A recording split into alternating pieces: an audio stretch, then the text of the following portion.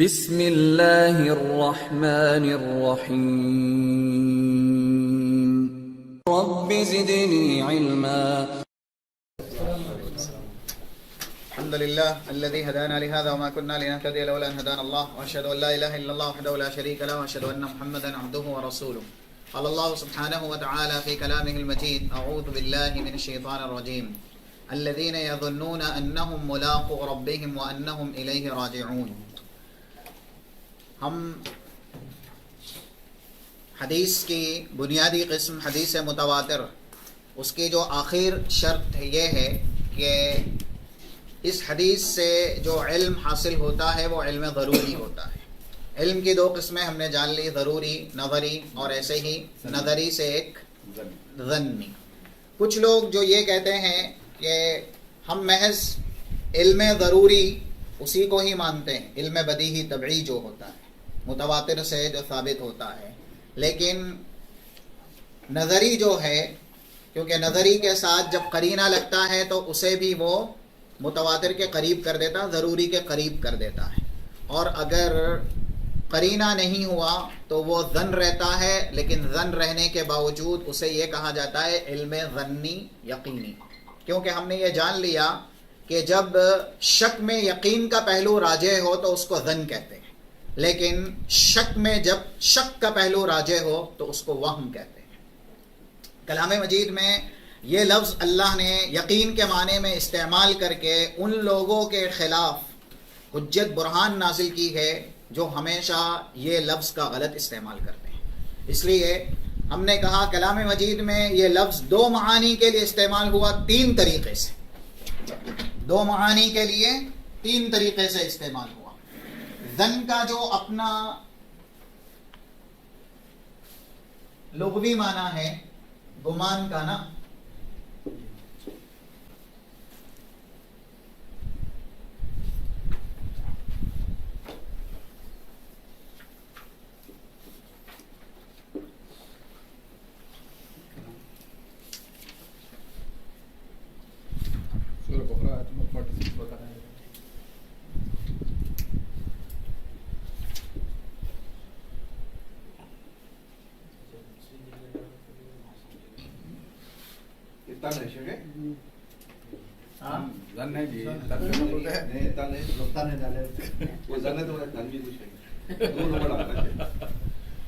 ظن کا ایک معنی ہوتا ہے جو اس کا اپنا حقیقی ہے، یعنی وہم. کلام مجید میں ہم نے کہا تین طریقے سے استعمال ہوا. کچھ جگہوں پر سیاق کے اعتبار سے آپ ظن کو اس کے اصلی معانی میں پہچان جائیں گے، لیکن اس سے پہلے اس کے بعد لفظ ان نہیں ہے، ان نہیں ہے، انا نہیں ہے، انا نہیں ہے، اور یہ آپ کو علامات بیان کی جا رہی، کیونکہ یہ استقرار تتبع کے ذریعے بیان کیا گیا. آپ کیسے پہچانیں کہ یہاں ظن کس معنی میں ہے؟ ایک تو سیاق سباق دیکھ کر کے، جیسا کہ کلام مجید میں یہودی کے تعلق سے بیان کیا گیا سورہ بقرہ آیت نمبر 78 میں: وَمِنْهُمْ أُمِّيُّونَ لَا يَعْلَمُونَ الْكِتَابَ إِلَّا أَمَانِيَّ وَإِنْهُمْ إِلَّا يَظُنُّونَ. یہاں پر آپ سیاق دیکھ کر کے یہ پتہ لگا سکتے ہیں اللہ نے یہودیوں کی مذمت کی ہے کہ یہ امیون نا اہل ہیں، یعنی نا علم ہے. لا یعلمون الکتاب، کتاب کو کچھ بھی جانتے ہی نہیں ہیں، کتاب کا علم نہیں رکھتے ہیں. الا امانی، مگر ان کی آرزوؤں کا، اللہ کی آیتوں کو یہ اپنی آرزوؤں کے مطابق فٹ کرتے ہیں. یحرفون الکلم عن مواضعہ. تو سیاق اس کا کیسا ہے؟ اچھا نہیں ہے. اسی لیے ظن یہاں کس معنی میں ہے؟ یظنون، اپنے اصلی معنی میں، کہ یہ لوگ محض وہم کرنے والے. وہم کیا کرنے والے؟ گمان کرنے والے. ایسے ہی مطلق جو ظن استعمال ہوا ہے، جس کا سیاق بتاتا ہے کہ وہ بھی صحیح معنی میں نہیں ہے، بلکہ اس کا اپنا اصلی جو معنی ہے وہم کے معنی میں ہوا ہے. قرآن کریم میں سورہ ال عمران آیت نمبر 154 میں ہوا: یظنون باللہ غیر الحق ظن الجاہلیہ. اب دیکھ لیں ظن کے ساتھ جو صفت لگی ہے الجاہلیہ، یہ صفت بتا رہی ہے کہ یہاں ظن وہم کے معنی میں. اسی طریقے سے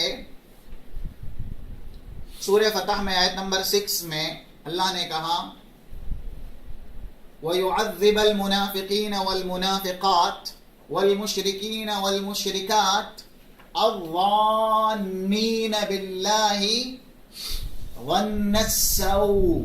یہ ہے نا، یعنی ظن کے ساتھ السوء سو والی صفت لگ گئی تو وہ بالکل یعنی اس کے اصلی معنی میں ہوگا وہم کے، جو ظن صحیح معنی میں نہیں ہے، جس سے ہمیں روکا گیا ہے، یا پھر جاہلوں کی مشرکوں کی جو صفت بیان کی گئی ہے وہ معنی میں ہے. ایسے ہی سورہ حجرات آیت نمبر 12 میں اجتنبوا کثیرا من الظن، یہاں پر بھی سیاق بتا رہا ہے کہ ظن اچھے معنی میں نہیں ہے. دوسرا اس کا استعمال کا طریقہ یہ ہے ظن کا کہ ظن سے پہلے یا ظن کے بعد یا تو انا آتا ہے یا ان آتا ہے. ظن سے پہلے یا ظن کے بعد، زیادہ تر بعد میں آتا ہے.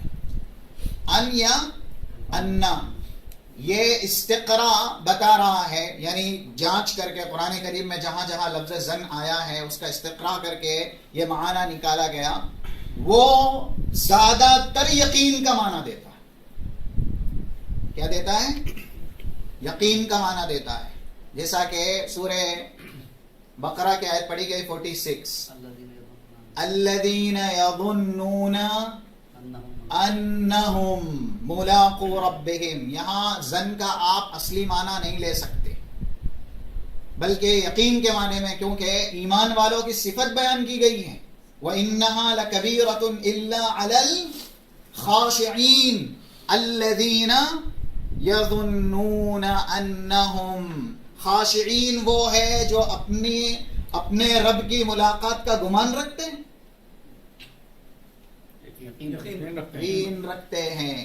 اس لیے کہ وہاں آپ گمان کا معنی لیں گے تو پھر خاشعین کی تعریف نہیں، نعوذ باللہ، یعنی تنقیص ہو جائے گی ان کی. تو وہاں پر ظن کس کے معنی میں ہے؟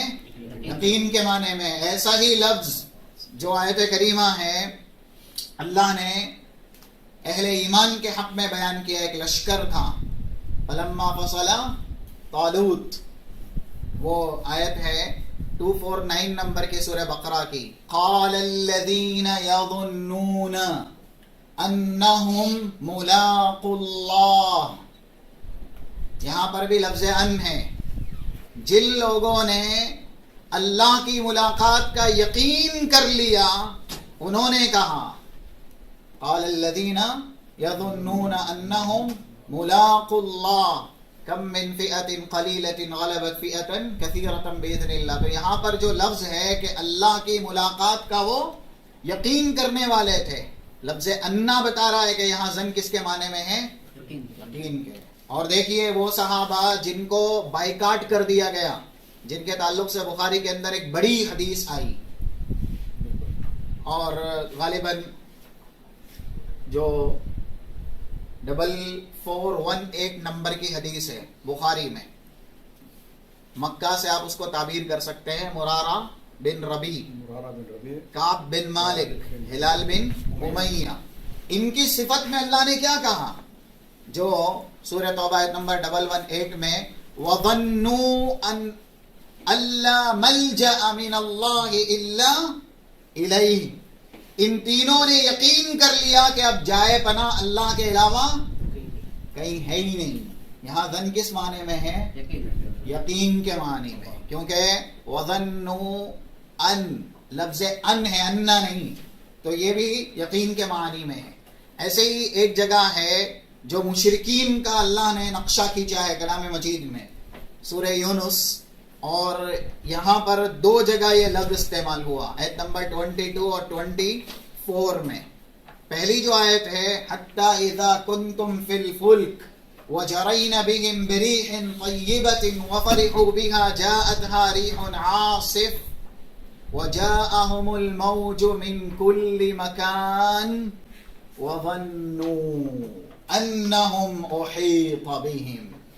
اب یہاں دیکھ لیں کس معنی میں، جب ان کی کشتیاں سمندری طوفان میں پھنستی ہیں، من کل مکان، ہر طرف سے، وظنوا، تو جو سوار ہیں وہ یقین کر لیتے ہیں، انہم احیط بهم، کہ وہ پھنسا دیے گئے، یعنی اب موت یقینی ہے. دعوا اللہ مخلصین لہ الدین، یہاں پر بھی ظن یقین کے معانی میں ہے. اور اسی طریقے سے جو آیت نمبر 24 ہے سورہ یونس کی، اللہ نے مثال دی ہے اس دنیا کی. ایک انسان دنیا میں جو کچھ بھی کماتا ہے اس کی مثال زمین میں جو شخص کھیتی وغیرہ کرتا ہے اور اس کے بعد فصل نکل آتی ہے اور اس کے سامنے آ جاتی ہے، انہم قادرون علیہا اتاہا، تو وہاں پر بھی لفظ یہی ہے، وظنوا انہم قادرون علیہا اتاہا امرنا، وہ لوگ یقین کر لیتے ہیں جن کی یہ فصلیں ہوتی ہے کہ ہم اس پر پوری طرح قدرت رکھتے ہیں. یہاں پر ظن کس معانی میں ہے؟ یقین کے معانی میں ہے. اور ایسے ہی یقین کے معانی میں ظن کا لفظ ان کے ساتھ دوسری جگہ بھی استعمال ہوا، جیسا کہ سورہ جاثیہ میں آیت نمبر 32، وَإِذَا قِيلَ إِنَّ وَعْدَ اللَّهِ حَقٌّ وَالسَّاعَةُ لَا رَيْبَ فِيهَا قُلْتُم مَّا نَدْرِي مَا السَّاعَةُ إِن نَّظُنُّ إِلَّا ظَنًّا وَمَا نَحْنُ بِمُسْتَيْقِنِينَ وَبَدَا لَهُمْ سَيِّئَاتُ مَا عَمِلُوا. یہاں پر جو ظن ہے وہ یقین کے معنی میں نہیں بلکہ یعنی اپنے اصلی معنی میں ہے. دوسری جگہ ہے سورہ جن آیت نمبر 7 میں،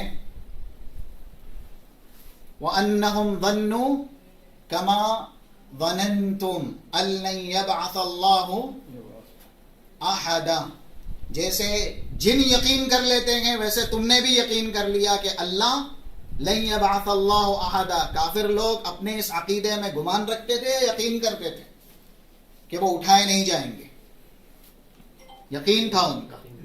اس لیے یہ ساری صفتیں بیان کی گئی ہیں. سورہ فتح میں بھی غالباً آیت نمبر 12 میں ہے، شغلت سيقول لك المخلفون من الأعراب شغلتنا أموالنا وأهلنا فاستغفر لنا يقولون بألسنتهم ما ليس في قلوبهم قل فمن يملك من الله شيئا. اس کے بعد کی جو آیت ہے اس میں لفظ ظن وہاں پر یقین کے معنی ہے. دیکھیں وہ سورہ فتح کی جو آیت ہے آیت نمبر 12،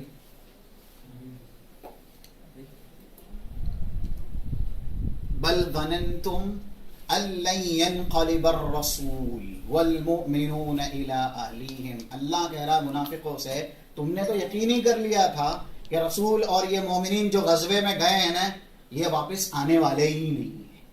بل ظننتم ان لن ينقلب الرسول والمؤمنون الى اهلهم ابدا، یقین کر لیا تھا کہ یہ ہرگز نہیں آئیں گے اپنے اہل کی طرف. نعوذ باللہ، یعنی تم یہ سوچ رہے تھے کہ اب یہ سب کے سب گئے، اب ہم مدینے پر یعنی حکمرانی کریں گے. تو یہاں پر ان کے ساتھ استعمال ہوا، اسی وجہ سے ظن کا معنی یقینی ہے. تو کلام مجید میں اللہ نے یہ لفظ ظن یقین کے معنی میں استعمال کر کے ثابت کر دیا کہ ہر جو ظن ہے وہ اپنے اصلی معنی میں نہیں ہوتا. اور جب یقین کا معنی یہ دے رہا ہے تو ظاہر ہے علم کی طرف، جو کہ یقین کا لفظ ہے یقین سے بھی بڑا ہے، علم یقین سے بڑا ہے. آپ علم کی ہی تقسیم کر رہے ہیں اور کہہ رہے ہیں علم ظنی، تو اس علم کے ساتھ کیا ظن جڑا ہوا ہے تو اپنا اصلی معنی دے گا، اصلی معنی میں آئے گا. علم جو کہ یقین سے بھی بڑا ہے، یقین سے بھی علم کا درجہ بڑا ہے، تو علم کے ساتھ اگر صفت کے طور پر لفظ ظن جڑے گا تو وہ یقین کے معانی میں استعمال ہوگا، نہ کہ وہم اور گمان کے معانی میں استعمال ہوگا. اور جو لوگ وہاں پر میدان محشر میں کامیاب بھی ہوں گے تو وہ یہی کہیں گے ظننت انی ملاق حسابیہ، مجھے یقین تھا کہ میں اس دن سے ملاقات کرنے والا ہوں، اس وجہ سے آج میں کامیاب ہوں۔ اور دوسری جگہ پر یعنی سورہ قیامہ وغیرہ میں بھی یہ لفظ ظن یقین کے معانی میں 2 جگہ پر استعمال ہوا، 25 اور 28 نمبر میں، اور سورۃ الانشقاق میں بھی یہ لفظ استعمال ہوا غالباً آیت نمبر 14 میں۔ وہاں پر بھی یعنی ایک انسان یقین کر لے گا کہ اللہ یحور، اب کوئی چارہ کار نہیں ہے، وہ واپس بھی نہیں جا سکتا دنیا کی طرف اور اللہ کے عذاب سے بھی وہ نہیں بچ سکتا۔ اس لیے یہ جو بھی ظن اگر اس کا کنایہ ان ہے اور انا ہے تو وہ یقین کے معانی میں ہوگا، لیکن ان یا انا اگر استعمال ہوا ہے لفظ ظن سے پہلے یا بعد میں تو وہ اپنے اصلی معانی میں استعمال ہوتا ہے۔ جیسے قرآن کریم کی آیت پڑھی گئی تھی سورہ حجرات کی 12، اس میں اللہ نے کیا کہا ان بعض الظن اثم، لفظ انا سے استعمال ہوا یہ۔ ایسے ہی سورہ نجم کی آیت نمبر 23 اور 28 ان یتبعون الا الظن وما تهوى الانفس، یہاں پر ان استعمال ہوا، ان یتبعون الا الظن، تو گویا ظن اگر ان اور انا کے سیاق میں آئے گا تو وہ گمان کے معنی میں ہوگا، صحیح معنی میں نہیں ہوگا۔ ظن کے ذریعے اللہ نے جو مذمت کی ہے جاہلوں کی، مشرکوں کی، وہ معنی وہاں پر مراد ہوگا۔ جیسا کہ دوسری جگہ ہے سورہ انعام میں آیت نمبر 116 میں، وہاں پر اللہ نے کہا وَإِن تُطِعْ أَكْثَرَ مَن فِي الْأَرْضِ يُضِلُّوكَ عَن سَبِيلِ اللَّهِ إِن يَتَّبِعُونَ إِلَّا الظَّنَّ، یہاں پر بھی ظن کس کے معنی میں ہے؟ مذمت والے معنی میں ہے، مدح والے معنی میں نہیں ہے، یقین کے معنی میں نہیں ہے، مذموم جو معنی ہے وہ اسی معنی میں یہ ظن یہاں مراد لیا گیا ہے۔ اور ایسے ہی جو یہودیوں کی مذمت اللہ نے کی ہے، حضرت عیسیٰ کو نعوذ باللہ انہوں نے قتل کرنے کی سازش رچی، تو سورہ نساء میں ایک آیت نازل ہوئی، آیت نمبر 157 ہے وَمَا لَهُمْ بِهِ مِنْ عِلْمٍ إِن يَتَّبِعُونَ إِلَّا الظَّنَّ، دیکھیں اس کا سیاق بھی بتا رہا ہے کہ ان کے پاس کوئی علم ہے ہی نہیں، یہ صرف گمان کی یا وہم کی پیروی کرتے ہیں۔ اس وجہ سے ہم یہ معانی اچھی طرح جان لیں تاکہ ان لوگوں کو دندان شکن جواب دے سکیں جو کہتے ہیں کہ ہم یہ علم ظنی ہے اس کو مانتے نہیں۔ تو اگر علم ظن آپ نہیں مانتے ہیں، علم کے ساتھ جو ظن لگا ہوا ہے، تو پھر قرآن کریم کی عنایتوں کا کیا جواب دیں گے جو اللہ نے ایمان والوں کے اوصاف میں بیان کیا لفظ ظن کے ذریعے، الذین یظنون انہم ملاقو اللہ یا ملاقو ربہم، ان آیتوں کا کیا جواب دیں گے؟ اس وجہ سے اب اشکال الحمدللہ پورا ختم ہی ہو گیا کہ لفظ ظن یہ علم کی صفت بنا ہوا ہے، اس وجہ سے یہ صرف فرق کے لیے ہم جان رہے ہیں کہ جن کے اندر صحت اعلیٰ درجے کی ہوتی ہے اس کا علم ضروری ہوتا ہے، اور جس حدیث کی صحت میں قرینہ جڑتا ہے، قرینہ بہت طرح کا ہوتا ہے، بخاری اور مسلم کے اندر آ جانا بھی حدیث کا یہ بھی ایک قرینہ ہے۔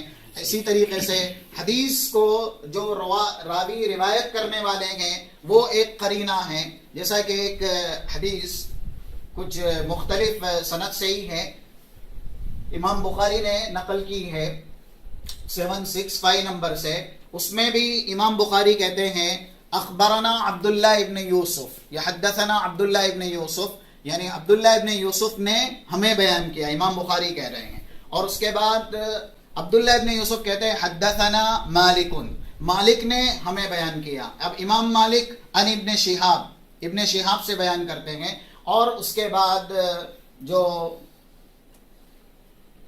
محمد ابن مطعم ابن شہاب ان سے بیان کرتے ہیں، یعنی مطعم بن جبیر کے جو فرزند ہیں۔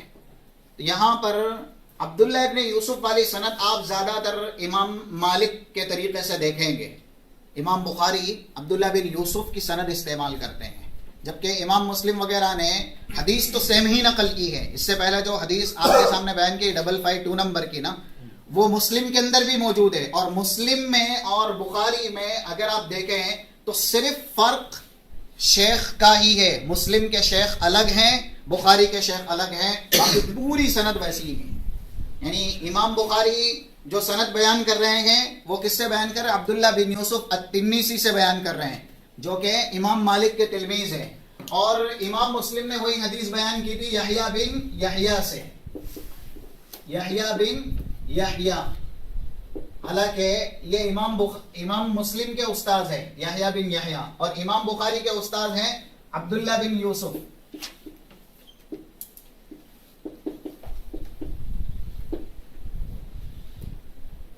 حافظ ابن حجر کی جو کتاب ہے نا تقریب التہذیب، اس میں جائیں آپ یحییٰ ابن یحییٰ اگر یہ ترجمہ تلاش کریں گے تو آپ کو صفت یہی ملے گی. یعنی یہ بھی بڑے بلند پائے کے راوی ہیں، حافظ ثبت متقن.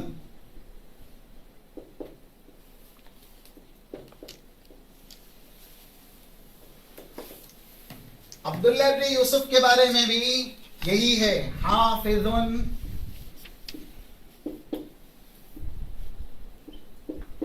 ثبت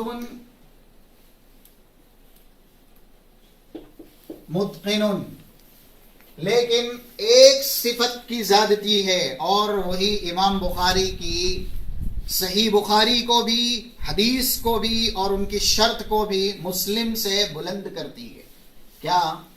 عبداللہ بن یوسف کے بارے میں لکھا ہے اثبت الناس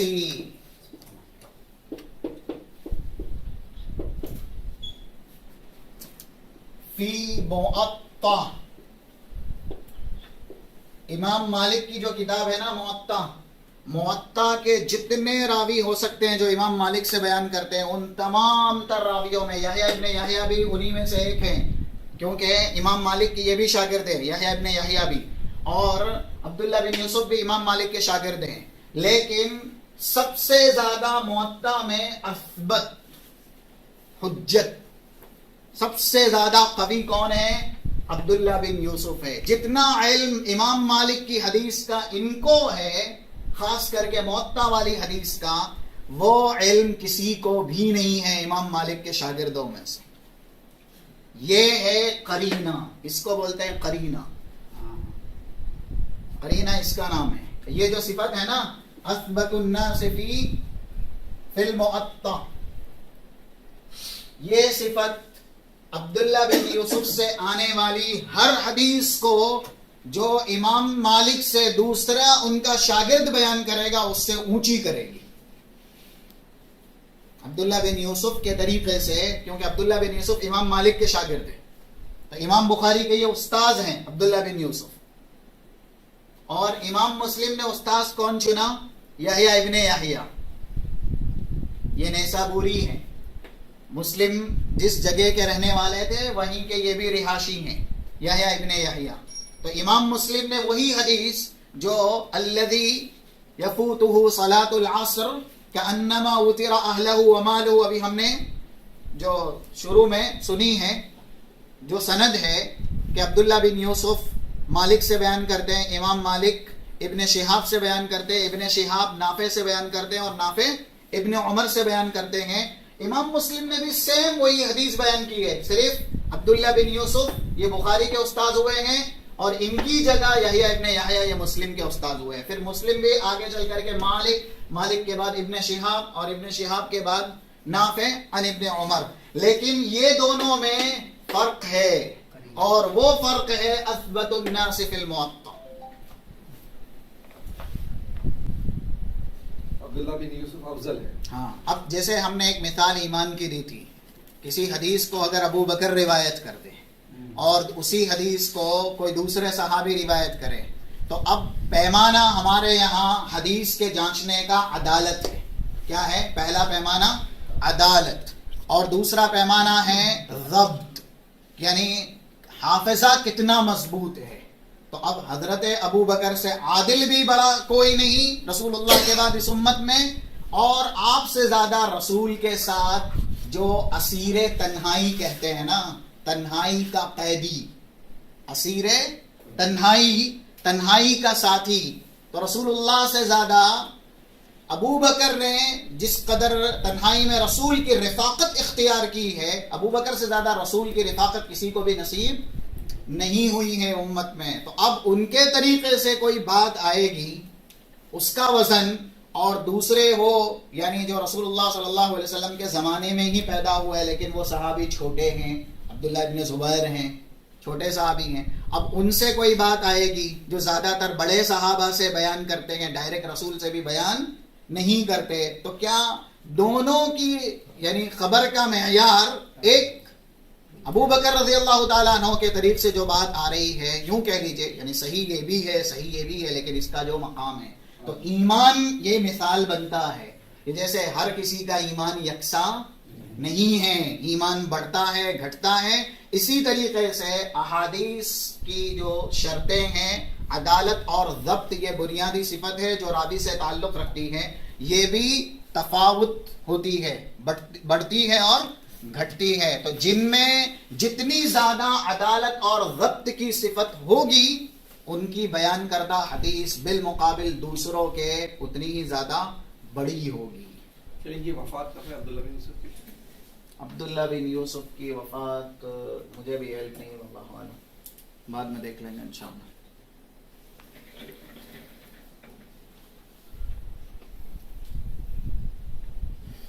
ایسے ہی احاد متواتر کے تعلق سے ہم الحمدللہ شرطیں بھی ہم نے پڑھ لی، تعریف یہی شرائط کے ساتھ ہی ہیں. ما رواہ عدد کبیر، اور اس کے بعد ہے تحیل العادت علی تواطؤ علی موافقتہم بالکذب یا تواطؤہم بالکذب، اور وَأَن يَكُونَ مُسْتَنِدُ خَبْرِهِمْ الْحِسَّ یکون کی خبر. یہ تین یہاں پر مؤلف نے ذکر کی ہے، لیکن جو شرطیں ہیں وہ 4 ہے. یعنی یہ جو عدد کبیر ہے جمیع طبقات کے اندر ہونا چاہیے، اور کچھ لوگوں نے 5ویں شرط بھی رکھی ہے، اور وہ یہ ہے کہ تواتر کا جو علم ہے وہ علم ضروری ہے. تو اسی سے بات آئی تھی علم ضروری اور علم نظری کی. دوسری جو قسم ہے، اب یہاں پر تواتر کا جو مضان ہے، زیادہ تر آپ کو یہ تواتر کی حدیث کہاں ملے گی؟ تو ایک کتاب بہت مشہور ہے اس سلسلے میں، امام سیوطی کی،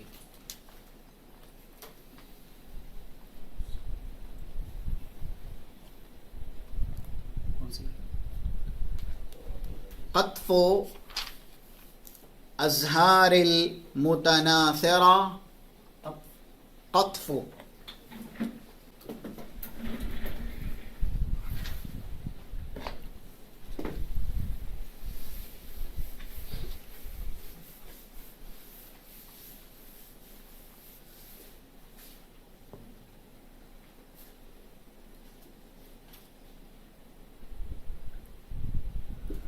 قطف ازہار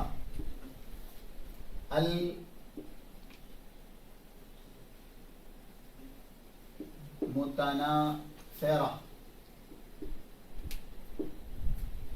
اب جن کا یہ اعتراض تھا کہ خبر کو حدیث کے معنی میں کس امام نے استعمال کیا ہے، وہ سیوطی کی یہ کتاب پڑھ لیں، فی الاخبار المتواترہ. دیکھیے امام سیوطی نے یہاں اخبار حدیث کے بدلے استعمال کیا ہے. قطف ازہار المتناثرہ فی الاخبار المتواترہ، امام سیوطی کی ہے.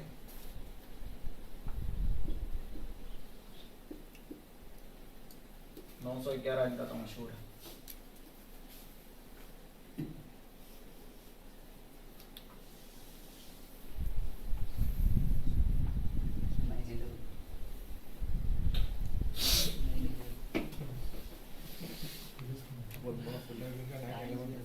ہاں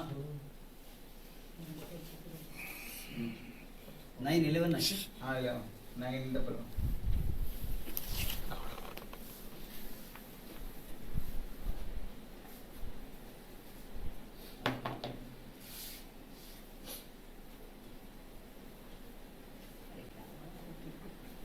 نظم المتناثر من احادیث المتواتر، یہ بھی بہترین کتاب.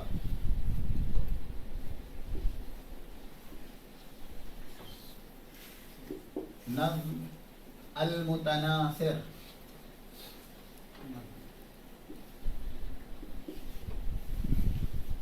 نام جو پہلے لوگ رکھتے ہیں نا اسی پر ہی رہتا ہے، بس متناثر ہو گیا کیونکہ من حدیث المتواتر.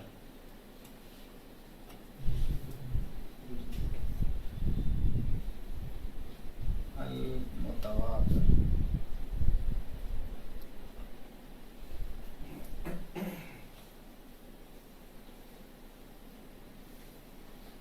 محمد بن جعفر.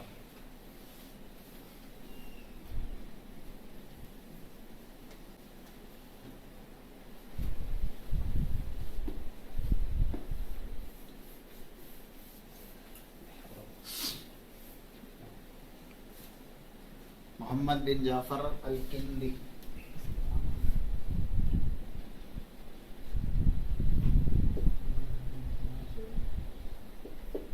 جعفر الکندی.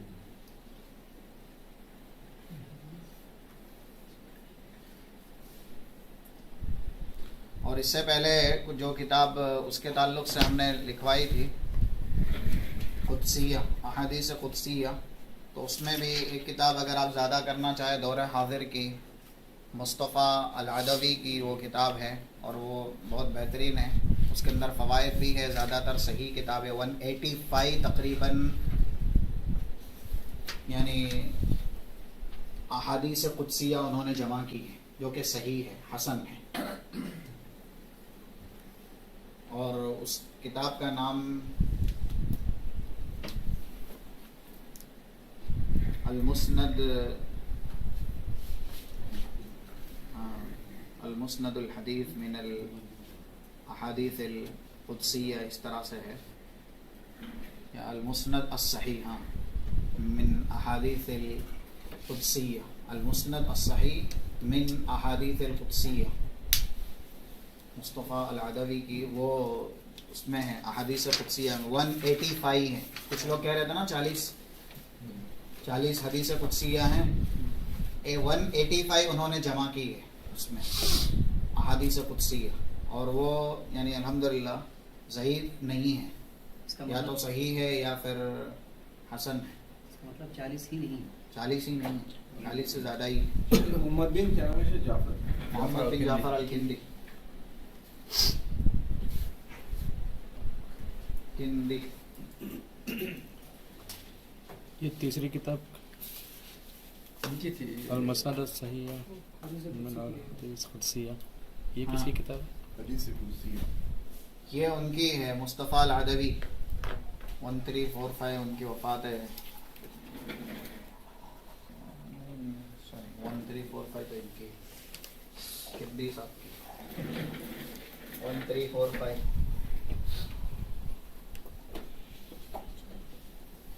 ان کی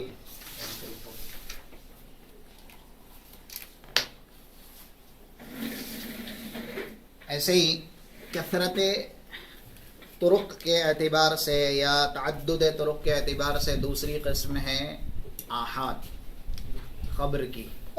اور آحاد کی تعریف یہ ہے کہ ما دون حد المتواتر، ٹھیک ہے، جو متواتر کی حد تک نہ پہنچے یا پھر متواتر کی حد سے کم ہو، اس حدیث کو کیا کہتے ہیں؟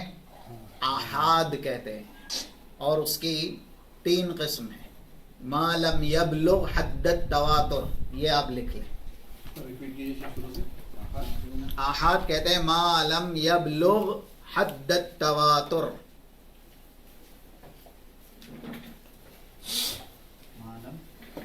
يبلغ حد التواتر.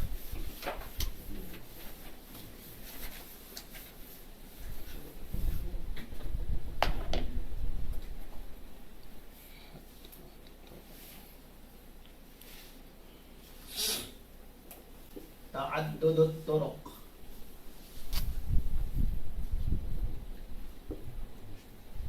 اس کی دو قسم ہے، یعنی یوں کہہ لیجیے آپ، ایک ہے متواتر، ٹھیک ہے، اور دوسری قسم ہے آحاد. متواتر کی کچھ لوگوں نے دو قسم کی ہے، لفظی اور معنوی. متواتر کی دو قسم، لفظی اور معنوی. ٹھیک ہے، یہ پہلی قسم ہے اور دوسری قسم اس کی معنوی.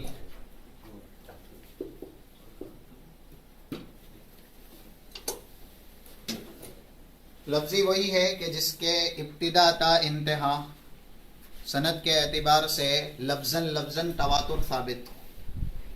اس کی ہیڈنگ کیا ہے؟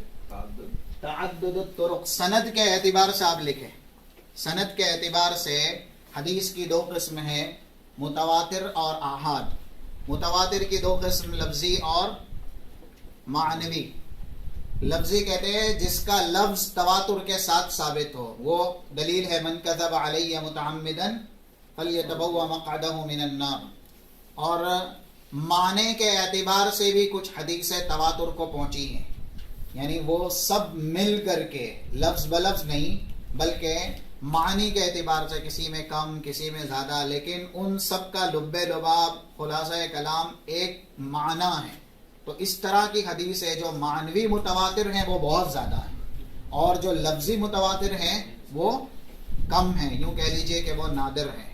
تو معنوی متواتر کی قسموں میں سب سے پہلی قسم آتی ہے المسح علی الخفین.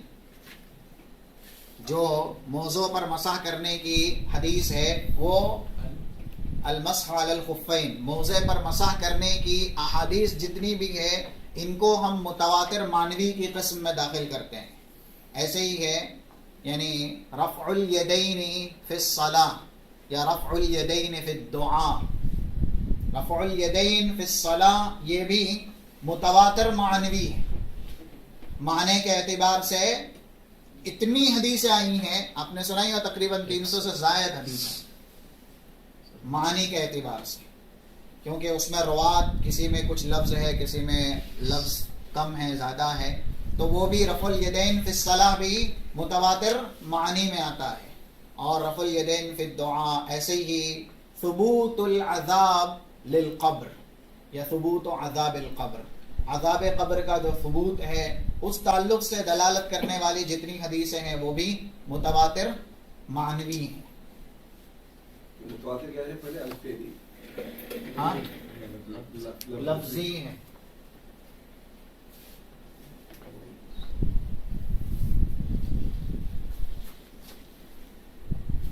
اب یہاں آحاد ہے. آحاد کی قسم ہے، پہلی قسم مشہور،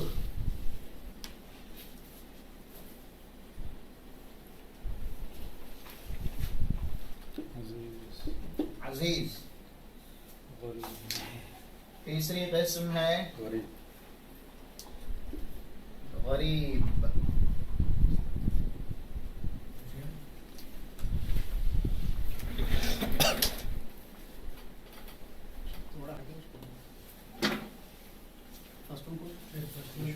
مشہور، مشہور، عزیز، غریب.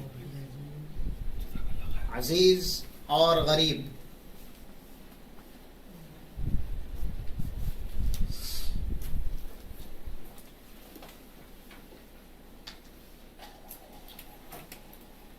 ان قسموں میں داخل ہونے سے پہلے آپ یہ بھی سمجھ لیں کہ امام بخاری نے صحیح بخاری کے اندر کتاب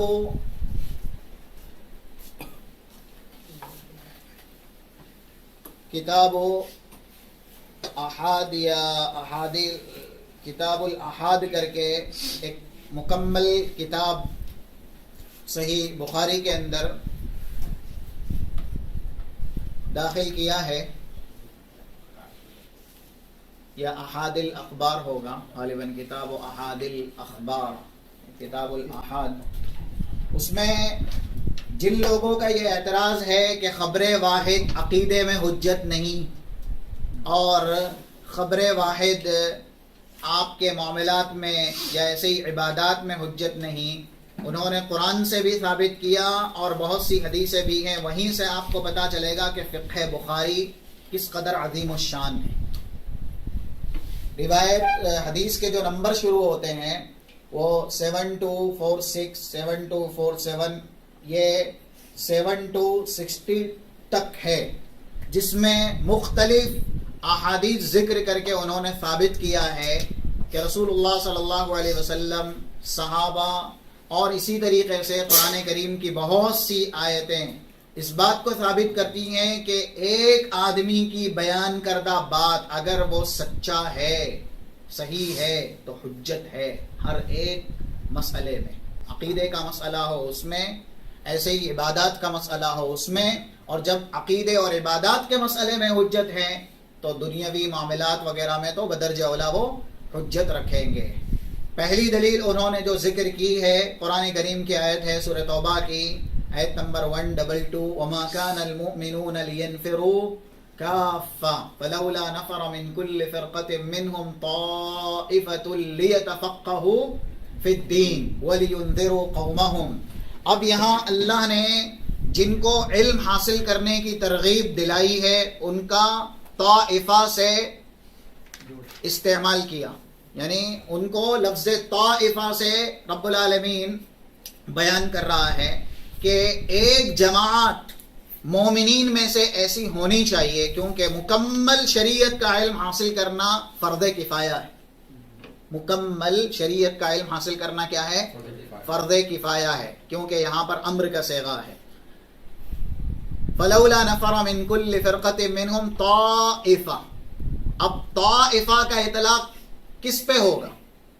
قرآن کریم کی دوسری آیت سے استدلال، کیونکہ ایک آیت دوسری آیت کی تفسیر کرتی ہے۔ سورۃ الحجرات آیت نمبر 10 میں وَإِن طَائِفَتَانِ مِنَ الْمُؤْمِنِينَ اقْتَتَلُوا، طائفہ کا اطلاق ایک پہ کیا ہے اللہ نے۔ کس پہ کیا؟ ایک پہ کیا۔ اور یہاں پر یہ بتایا گیا کہ جو علم حاصل کرنے والی طائفہ ہے وہ علم حاصل کر کے خود بھی سمجھیں گی، لِيَتَفَقَّهُوا فِي الدِّينِ وَلِيُنذِرُوا قَوْمَهُمْ، اور اپنے قوم کو وہ ڈرائیں گی۔ گویا کہ دین کا علم کس پہ مشتمل ہے؟ عبادات پہ بھی مشتمل، عقائد پہ بھی مشتمل، معاملات پہ بھی مشتمل۔ یہاں پورے دین کا علم حاصل کرنے کو اللہ نے طائفہ سے بیان کیا اور کہا کہ جو بھی طائفہ علم حاصل کرے وہ خود سمجھے اور دوسروں کو اس کے تعلق سے آگاہ کرے۔ گویا کہ اللہ خود ثابت کر رہا ہے کہ ایک آدمی اگر وہ صحیح ہے، سچا ہے، تو وہ حجت ہے۔ اسی وجہ سے اللہ نے سلسلہ رکھا وَلِكُلِّ قَوْمٍ ہاد، یا پھر وَإِن مِّنْ أُمَّةٍ إِلَّا خَلَا فِيهَا نَذِيرٌ، یہ ایک ہی ہے نا؟ یا جو رب العالمین نے کہا وَلَقَدْ بَعَثْنَا فِي كُلِّ أُمَّةٍ رَسُولًا، رسول کا اطلاق کس پہ ہوگا؟ 2 یا 3 پہ؟ ایک پہ ہی ہوگا، جو سورہ نحل کی آیت نمبر 36۔ تو اللہ نے اپنے تعلق سے، یعنی اپنی معرفت کے تعلق سے لوگوں کے بیچ جو رسول بھیجا، نبی بھیجا، وہ کتنے کو بھیجا؟ ہر قوم کی طرف ایک کوئی بھیجا۔ اگر ایک یہ حجت نہ ہوتا تو کیا اللہ اپنی معرفت کے تعلق سے، کیونکہ سب سے بڑا غیب اللہ کی ذات اور اس کے تعلق سے معلومات ہیں، الذین یؤمنون بالغیب، کیونکہ اللہ کے اسماء ایسے ہی اس کے صفات، یہی سب سے بڑا علم ہے نا۔ اللہ کو کس نے دیکھا؟ کسی نے بھی نہیں۔ اب اللہ اپنے تعلق سے لوگوں کو، یعنی لا الہ الا اللہ کی تلقین کے لیے قوم کی طرف کس کو بھیج رہا ہے؟ ایک کو بھیج رہا ہے۔ تو اگر ایک آدمی کی شہادت یہ حجت نہ ہوتی تو اللہ قوموں میں سے مختلف لوگوں کو نبی رسول بنا کر کے قوموں کی طرف مبعوث کرتا۔ تو تو یہ تو گویا کہ رب العالمین نے ہی ایک ایک نبی قریے کی طرف قوم کی طرف مبعوث کر کے لوگوں کو بتا دیا کہ عقائد کے باب میں بھی ایک آدمی اگر وہ صادق ہے، امین ہے، ثقہ ہے تو وہ حجت رکھتا ہے. یہ باتیں کبھی کبھی آپ سنیں گے کہ عقیدے میں ہم خبر واحد نہیں لیں گے، نماز کے معاملات میں ہم خبر واحد نہیں لیں گے. اب اس کے بعد دیکھیے کہ رسول اللہ صلی اللہ علیہ وسلم کے پاس کچھ صحابہ آئے تھے. امام بخاری نے جو حدیث نقل کی، قرآن سے تو ثابت کر ہی دیا، اور قرآن کریم نے یعنی یہ جو اسلوب استعمال کیا ہے، اس کے بعد کچھ جگہوں پر خبر واحد کی شہادت بھی ہے نبیوں کے ذریعے بھی، جیسا کہ وَجَاءَ رَجُلٌ مِّنْ أَقْصَى الْمَدِينَةِ يَسْعَىٰ، تو حضرت موسیٰ نے اس آدمی کی بات مانی نہیں مانی؟ وہ ایک ہی آدمی تھا نا. تو قرآن کریم ہی ثابت کر رہا ہے کہ ایک آدمی کی بات حجت ہے. اور قرآن نے کہا یا ایھا الذین آمنوا ان جاءکم فاسق بنبأ فتبینوا، اگر فاسق ہے تو تبین ہے، تحقیق ہے، لیکن اگر کوئی فاسق نہیں تو پھر اس کی بات کو تقبلو، قبول کرو. یہ اللہ کی طرف سے جیسے فاسق ہے تو تبین تحقیق کا حکم ہے، اگر فسق اس میں موجود نہیں ہے، ثقاہت ہے، تو اس کی بات کو قبول بھی کرنا ہے. یہ آیت بھی بتاتی ہے. رسول اللہ صلی اللہ علیہ وسلم کی حدیث سب سے پہلے جو امام بخاری نے نقل کی ہے، غالباً جس کا نمبر 7246 ہے، مالک ابن الحویرث جو آئے تھے، اب وہ کہتے ہیں وَكُنَّا نَحْنُ شَبَبَةً، یہ جمع تکسیر ہے جو کہ قلت پہ دلالت کرتی ہے. شببتن یعنی یوں کہہ لیجئے فعللتن، فعلتن شبابتن، اس پر جو دلالت کر رہے ہیں.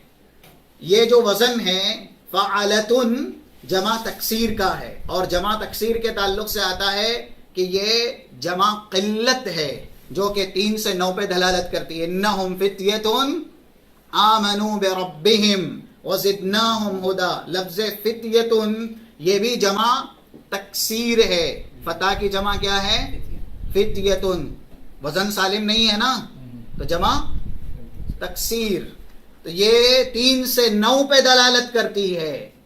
گویا کہ حضرت مالک بن الحویرث کے ساتھ جو آئے تھے، ہم کچھ نوجوان تھے جو رسول اللہ صلی اللہ علیہ وسلم کے پاس آئے. کس لیے آئے؟ دین سیکھنے کے لیے. اور اس کے بعد جب وہ جانے لگے، وہ کہتے ہیں کہ ہم رسول کے پاس 20 دن یا اس سے زائد ٹھہرے. اللہ کے نبی صلی اللہ علیہ وسلم سے جب ہم نے رخصتی لی تو اللہ کے نبی نے ہم سے کہا ارجعوا الی اہلیکم. یہ پہلا حکم، اپنے اہل کی طرف لوٹ جاؤ. فعلموہم، جو کچھ تم نے یہاں سیکھا سکھاؤ. اب رسول پہلے نماز سکھائیں گے، لا الہ الا اللہ سکھائیں گے، لا الہ الا اللہ. گویا کہ فعلموہم مطلق ہے، جو آپ نے یہاں علم حاصل کیا وہ اپنی قوم کو بھی سکھاؤ. مروہم الی الصلاۃ، اور ان کو نماز کا حکم دو. اور اس کے بعد کہا فَإِذَا حَضَرَتِ الصَّلَاةُ فَلْيُؤَذِّن لَكُمْ أَحَدُكُمْ وَلْيَؤُمَّكُمْ أَكْبَرُكُمْ. یہ حدیث مختلف جگہ پر صحیح بخاری میں آئی ہے. 631 بھی جس کا نمبر ہے، اور جو اس سے پہلے نمبر دیا گیا وہ بھی ہے. امام بخاری نے یہاں پر جو کتاب و احاد الاخبار ہے، اس کے اندر یہی بیان کیا کہ اس زمانے میں بھی یہ شوشہ تھا کہ خبر واحد حجت نہیں ہے. یہاں پر رسول چند لوگوں سے کہہ رہے اپنی قوم کی طرف لوٹو اور ان کو جو کچھ یہاں سیکھا ہے سکھاؤ. اور پھر حضرت معاذ کا اور ابو موسیٰ الاشعری، ان کا رسول اللہ صلی اللہ علیہ وسلم کا یمن بھیجنا، جو کتاب الایمان وغیرہ میں صراحت ہے انک تاتی قوما من اہل الکتاب. اب اگر ایک آدمی یا 2 آدمی حجت نہ ہوتے تو رسول پوری جماعت قافلہ بھیجتے یمن کی طرف، معاذ اور ابو موسیٰ کو ہی نہ بھیجتے. گویا کہ ایک آدمی 2 آدمی یہ حجت ہیں. تبھی تو کہا کہ فَلْيَكُنْ أَوَّلَ مَا تَدْعُوهُمْ إِلَيْهِ شَهَادَةَ أَن لَا إِلَهَ إِلَّا اللَّهُ. غالباً کتاب الایمان میں 19 نمبر کی حدیث ہے، 19 یا 20 نمبر کی، کہ سب سے پہلے اہل کتاب کو لا الہ الا اللہ کی دعوت دینا. تو معاذ اور ابو موسیٰ یہ یعنی خبر واحدی ہے نا کہ متواتر ہے، خبر واحد ہے، حجت ہے تبھی رسول بھیج رہے ہیں.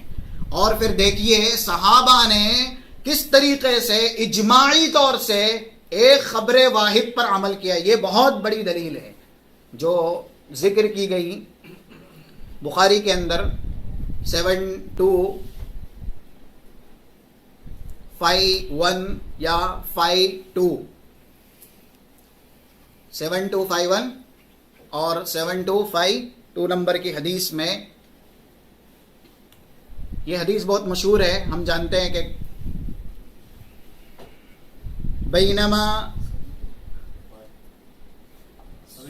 بینما ناس فی قبا اذ اتا الیہم آت. 7251 اور 7252 دونوں جگہ ہیں.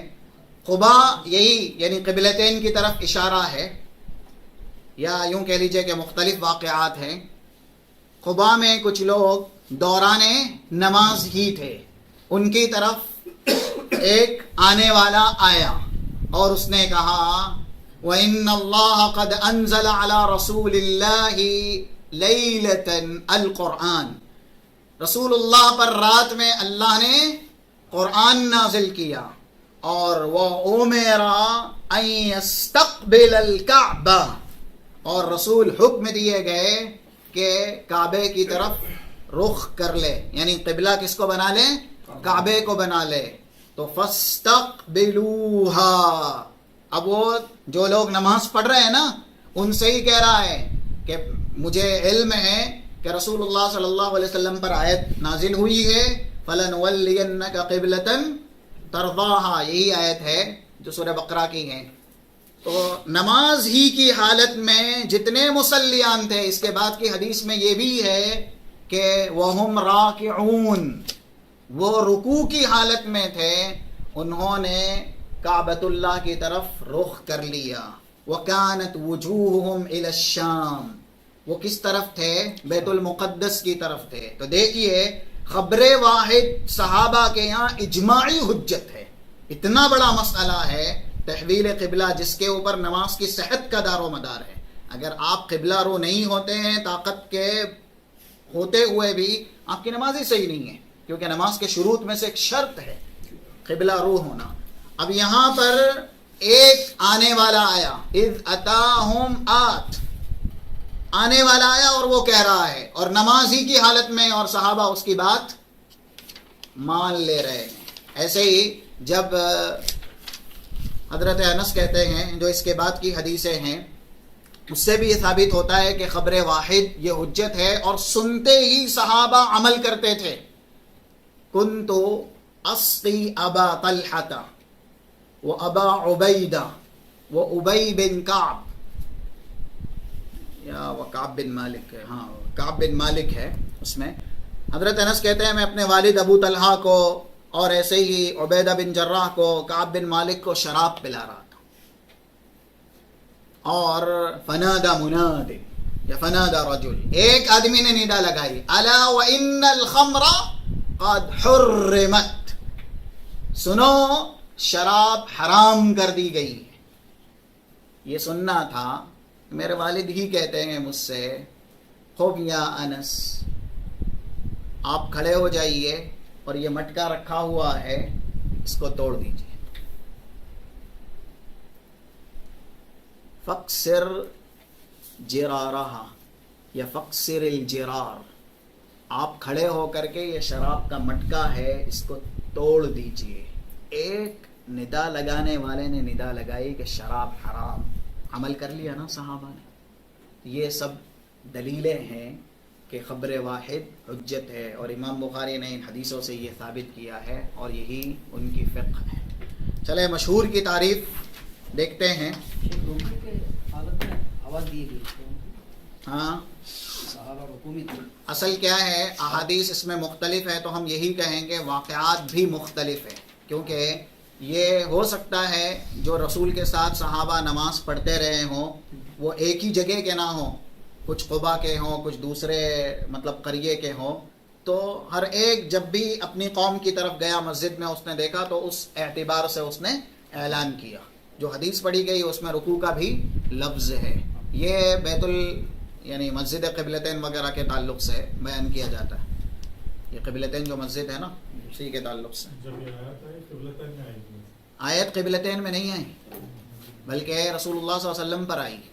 اور مسجد نبوی کے علاوہ بھی مساجد تھی. رسول اللہ نے تو سب سے پہلی مسجد قباء کی بنائی نا.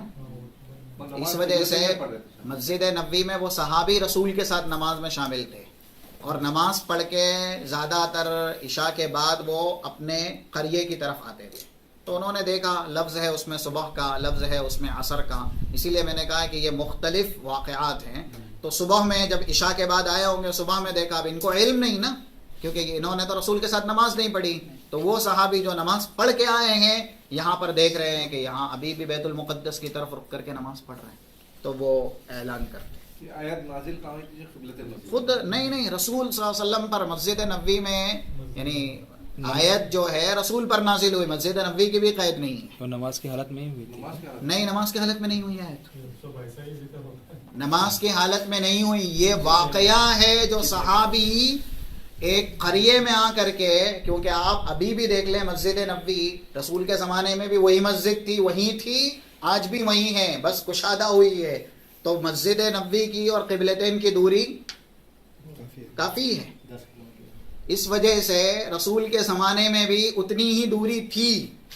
وہاں جو لوگ نماز پڑھتے تھے وہ مسجد نبوی میں نہیں آئے ہوں گے، اور یہ صحابی رسول کے ساتھ نماز پڑھ کے ادھر گئے ہوں گے. تو ان کو بتایا رسول پر تو آیت نماز کی حالت میں نہیں آئی، لیکن یہ جو واقعہ ہے صحابی کا جو ان کے قریے میں ہوا، جو نماز ان کے قریے میں پڑھی گئی تھی، وہ نماز کی حالت کا. وہ صحابی ابھی نمازیوں کو کہہ رہے ہیں کہ میں رسول کے ساتھ نماز پڑھ کے آیا ہوں، مجھے علم ہے کہ رسول پر آیت نازل ہوئی ہے، تم رخ بدل دو. تو وہ نمازی کی حالت میں بدل دیتے. اللہ کے نبی نہیں تھے وہ. تو پھر وہ آیت میں ذکر نا شیخ بار بار آپ کا چہرہ آسمان فَلَنُوَلِّيَنَّكَ قِبْلَةً تَرْضَاهَا. وہ رسول ہمیشہ نگاہ کرتے تھے ایسے، یعنی آپ کی چاہت تھی. حضرت عمر کی بھی یہی چاہت تھی کہ قبلہ بیت اللہ بن جائے. تو اللہ نے کہا ہم بالضرور. فَلَنُوَلِّيَنَّ، یہ لام تاکید ہے، امر ہے، اور مستقبل کے کہیں نہیں ہے. لام تاکید امر ہے اور مستقبل پہ دلالت کرتا ہے. جیسا کہ لنفعلن، ہم بالضرور کریں گے، یہ ہے. فلنولینک، ہم بالضرور آپ کو پھیر دیں گے. قبلتن، اس قبلے کی طرف. ترضاہا، جس سے آپ راضی ہیں، جو آپ کو پسند ہے. تو اس میں مستقبل کا اشارہ ہے. یہاں پر یہ نہیں ہے کہ جب رسول نماز پڑھ رہے تھے تبھی یہ آیت آئی، بلکہ رسول کو اس میں بشارت دی گئی کہ عنقریب اب ایسا ہوگا. لیکن نماز کی حالت میں اللہ کے نبی صلی اللہ علیہ وسلم پر یہ وحی نہیں آئی ہے. یہ جو قصہ بیان کیا گیا، صحابہ نماز پڑھ رہے تھے اور ایک دوسرے صحابی نے آ کر کے، کیونکہ وہ اس حکم سے انجان تھے، یہ حکم ان کو معلوم نہیں تھا. تو جو صحابی رسول کے ساتھ نماز پڑھ کے آئے تھے، اور دیکھیں آپ یہاں پر فجر کا بھی لفظ ہے، ہاں مسجد قباء کا قبلتین کا ہے، اور قباء کے لفظ بھی حدیث میں ہے. تو میں نے پہلے کہا کہ واقعہ ایک نہیں ہے، واقعات کئی ہیں. یہ جو مشہور ترین ہے نماز کی حالت میں پھرنے کا، یہ ہے قبلتین کا. اور قبلتین مسجد یہ آج نام دیا گیا ہے. اس زمانے میں اس کو اطراف قباء ہی کہا جاتا تھا، کیونکہ جب یہ حکم وہاں پر ہو گیا، یہ صفت ہو گئی کہ لوگوں نے، یہ کارنامہ بڑا ہے نا، نماز کی حالت میں پھر جانا بڑا ہے نہیں بڑا ہے؟ صحابہ کے لیے بہت بڑا ہے. کیسے آپ ایک آدمی جو کہنے والا کہہ رہا ہے. تو اس وجہ سے نماز کی حالت میں پھر گئے. ان کی اقتدا دیکھے کہ رسول کا نام آتے ہی سنا انہوں نے، کیونکہ اس میں یہ کہا گیا کہ اللہ نے رسول پر رات میں آیت نازل کی ہے.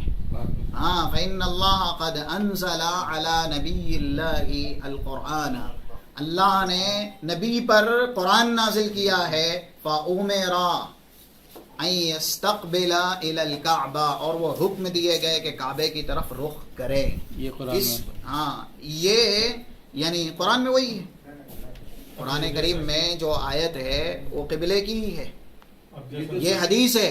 جیسا دوسرے ملکوں میں جو لوگ آلریڈی چلے گئے تھے وہاں پہ جو پہلے فلسطین کی طرف ہی قبلہ تھا ہوگا تو وہ بھی لوگ جو ہے ایک ایک آدمی کے پہنچانے پہ ہی ہاں بعد میں پہنچایا ہوگا, کیونکہ ربنا لا تؤاخذنا ان نسینا او اخطانا, جب حکم پہنچا ہے یہاں پر تو ان کا جو عمل ہے نا وہی عمل قابل تعریف ہے.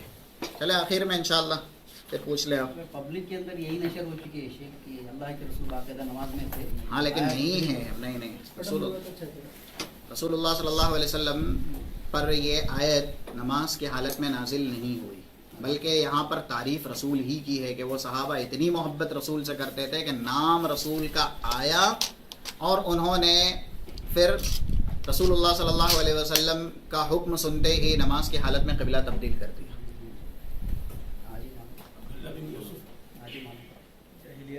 عبداللہ بن یوسف 218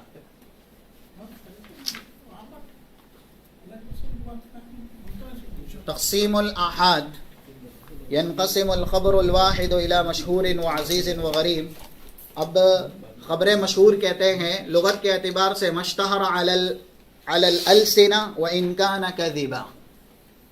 مشہور کا جو لغوی معنی ہے زبان پر ظاہر, زبان پر مشہور ہو جانا اگرچہ وہ جھوٹی بات, اس کو کیا کہتے ہیں؟ مشہور کہتے ہیں. اسی وجہ سے کچھ ایسی کتابیں بھی ہیں جس میں یہی لغوی اعتبار کر کے احادیث نقل کی گئی ہیں. وہ حدیث ہے جو لوگوں کے نزدیک مشہور ہے, قطع نظر کے صحیح ہے, حسن ہے, ضعیف ہے کہ موضوع ہے, مشہور حدیث ہے. اشفعوا تؤجروا, یا ایسے انما الاعمال بالنیات, اور جو دوسری حدیث ہے دع ما یریبک الی ما لا یریبک. تو کچھ حدیث ہے امام سیوطی کے اس میں مشہور کتاب ہے الدرر المنتثرہ من الاحادیث المشتہرہ, جیسا کہ حدیث حب الوطن من الایمان. یہ حدیث موضوع ہے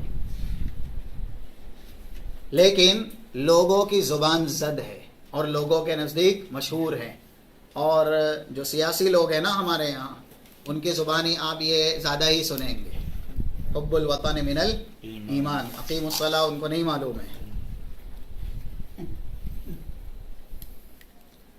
اس کی جو اور دوسری حدیث ہے کہ جیسے یوم صومکم یوم نحرکم, یعنی صوموا یوم صومکم یا انحروا یوم نحرکم, جب لوگ روزہ رکھیں تب تم روزہ رکھو, اور جب لوگ قربانی کریں اس دن تم بھی قربانی کرو. یہ حدیث بھی مشہور ہے لوگوں یعنی زبان زد. اور اصطلاحی جو تعریف ہے, دیکھیں ہم جو کتاب پڑھ رہے ہیں نا یہ مصطلح ہے, یعنی اس کے اندر اصطلاحیں ہیں, اور مشہور کا اصطلاح حدیث میں خاص معنی ہے. اب یہ تعریف ہمیں یاد رکھنی ہے. لغوی تعریف ہم نے پڑھ لی کہ لوگوں کی زبان پہ جو بھی مشہور ہو جائے چاہے وہ صحیح ہو یا غلط ہو.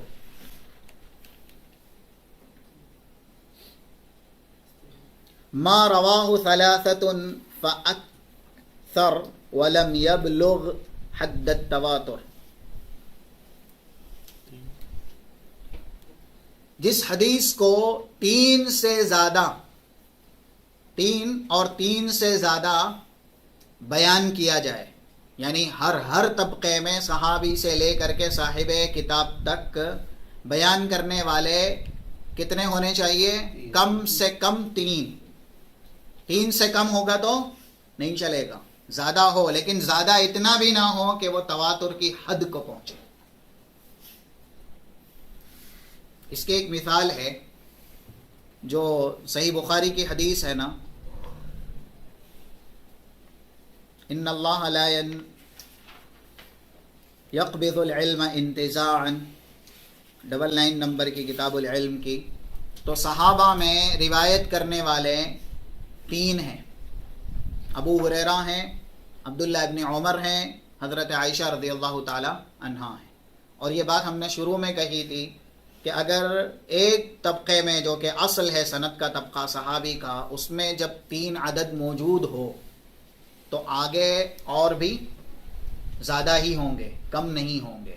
یہ حدیث کو بھی مشہور میں شامل کیا گیا.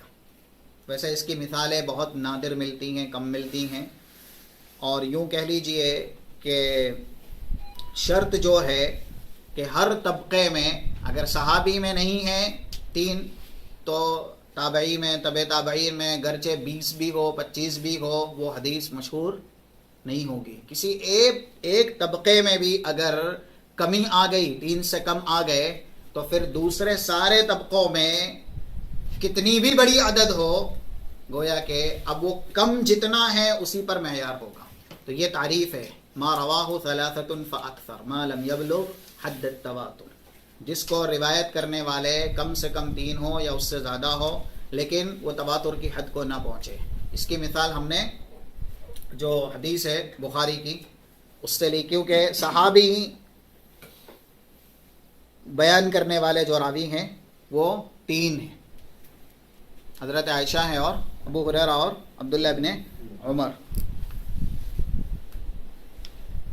حدیث نمبر کیا ہے؟ 99. وسمي بذلك لشهرته ووضوحه ويسميه بعضهم المستفيض.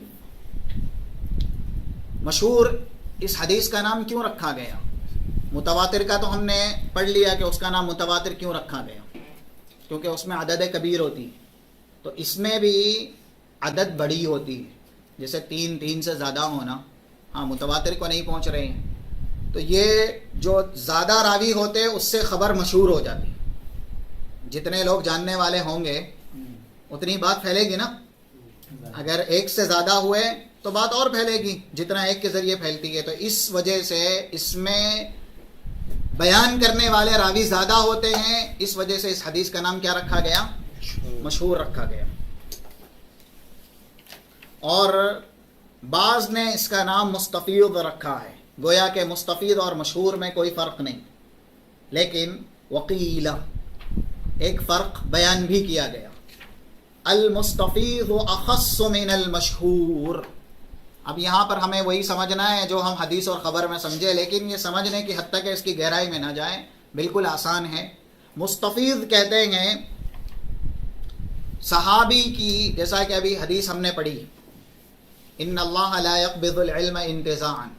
3 بیان کرنے والے ہیں صحابہ میں سے، تابعین میں بھی اب 3 ہوں، تبع تابعین میں بھی 3 ہوں، اور اس کے بعد آخر تک صاحب کتاب کی سند تک اگر سب میں 3 یہ ایک عدد باقی ہے نا تو اس کو مستفیض کہتے ہیں.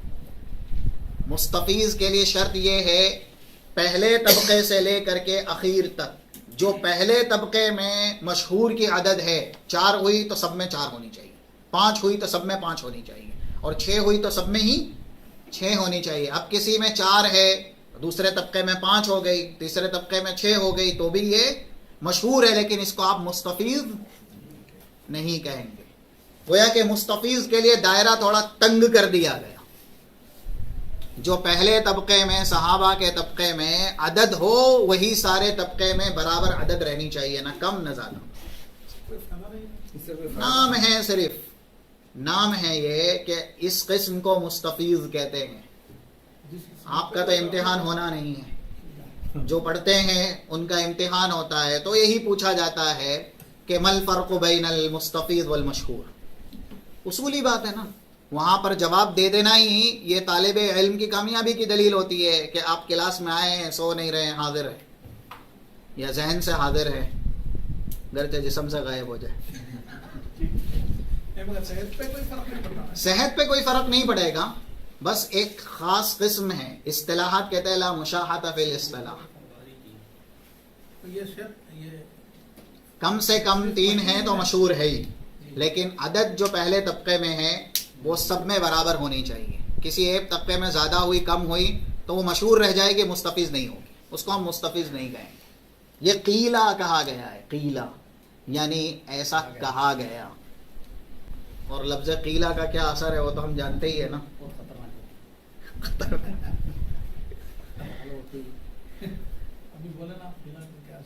اب انہوں نے جو مثال دی ہے ما یعنی من دل علی خیر فلہ مثل اجر فاعلہ، یا وہ حدیث العجلۃ من الشیطان حسنہ الترمذی. یہ دو حدیثیں بھی مشہور ہیں، گویا کہ صحابہ میں بھی ان کے 3 یا 3 سے زیادہ راوی ہیں، اور اس کے بعد ہر طبقے میں 3 سے زیادہ ہی عدد ہوگی. من دل علی خیر فلہ مثل اجر فاعلہ. اب ایسے ہی دوسری جو احاد کی قسم ہے وہ ہے عزیز. یہ مشہور سے رتبے کے اعتبار سے کم ہے. جیسے ہم نے ابھی تواتر کا پڑھا کہ اس میں عدد کبیر ہے تو اس کی تقویت سب سے اعلیٰ ہے. تو تواتر کے بعد پھر احاد میں پہلے درجے کی حدیث مشہور آتی ہے، کیونکہ اس میں کم سے کم 3 ہر طبقے میں تو ہونا ہی ہونا ہے. اب عزیز رتبے کے اعتبار سے مشہور سے کم ہے، جیسے مشہور رتبے کے اعتبار سے متواتر سے کم ہے. هو ما يرويه 2 ولو في طبقة.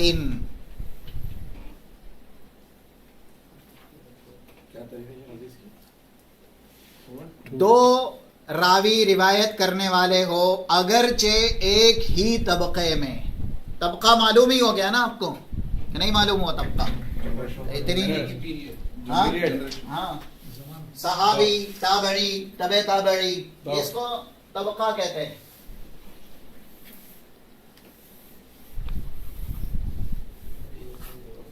مشہور میں 3 عزیز میں 2 اور غریب میں 1. یس سمپل ہی ہے نہیں.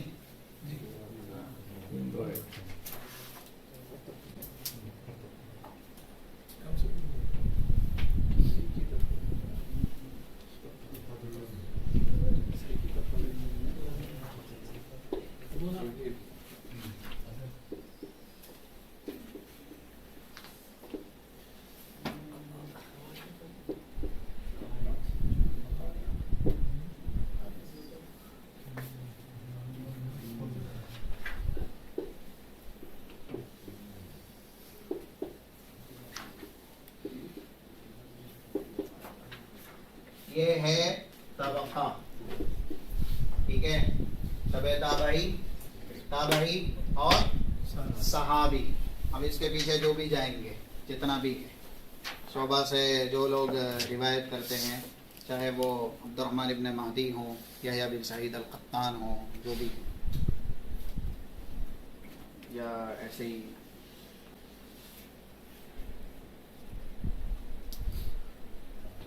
سعید ابن عروبہ. یہاں پر کہا گیا عزیز کی تعریف میں کسی بھی طبقے میں اگر 2 راوی آ گئے، چاہے صحابی کے طبقے میں ہی 2 راوی آئے، ٹھیک ہے، یا پھر تابعی کے طبقے میں، کسی بھی طبقے میں 2 راوی آ گئے، چاہے علاوہ طبقے میں 10 ہو، 50 ہو، 100 ہو، قطع نظر، ایک طبقے میں اگر 2 راوی ہوئے، اس حدیث کو ہم کیا کہیں گے؟ عزیز کہیں گے. وہ متواتر نہیں ہوگی نہ مشہور ہوگی. اس کی جو مثال ہے، ایک حدیث ہے یہ والی، لا یؤمن احدکم، ٹھیک ہے، حتی اکون احب الیہ من ولدہ ووالدہ والناس اجمعین. اب دیکھیں اس کو روایت کرنے والے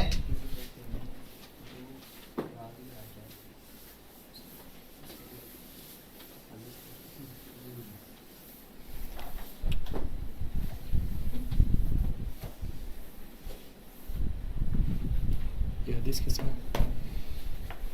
یہ متفق علیہ.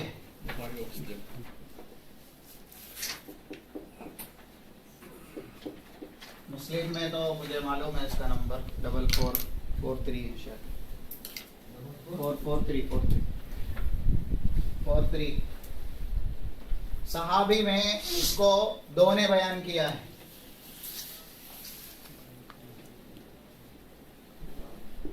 انس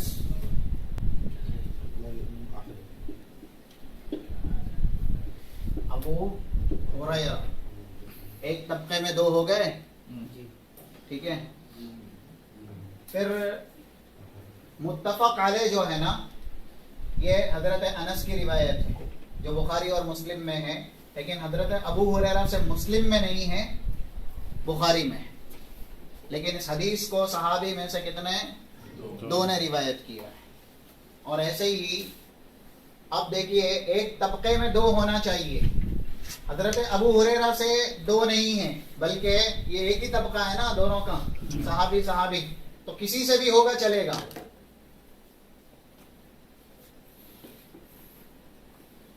حضرت انس سے قتادہ، ٹھیک ہے، اور دوسرے ہیں عبد العزیز ابن صہیب.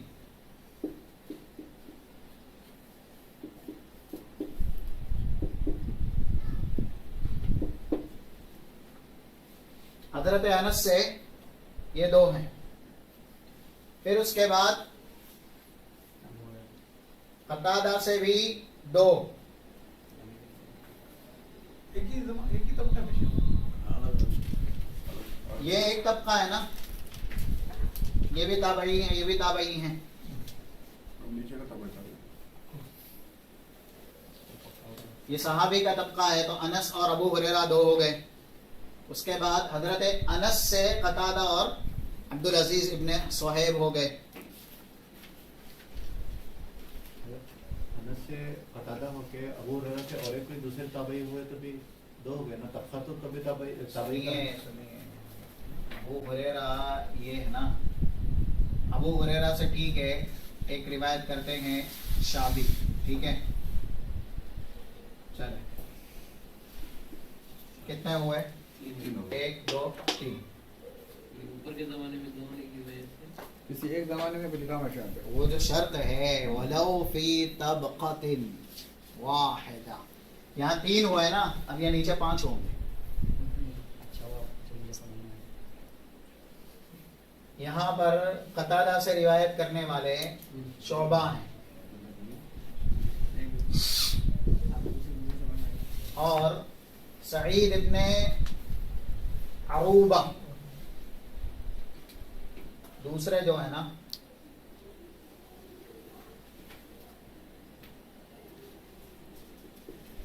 سعید ابن عروبہ. اور کمال کی بات یہ ہے کہ قتادہ تابعی ہے، جو ہم نے شروع میں کہا قرینہ، تو کہا جاتا ہے اثبت الناس فی قتادہ ثلاث: سعید ابن عروبہ، ہشام الدستوائی، شعبہ. جس میں سے سعید ابن عروبہ جو ہے یہ پہلا نمبر رکھتے ہیں. اثبت الناس فی قتادہ کون ہے؟ سعید ابن عروبہ ہیں.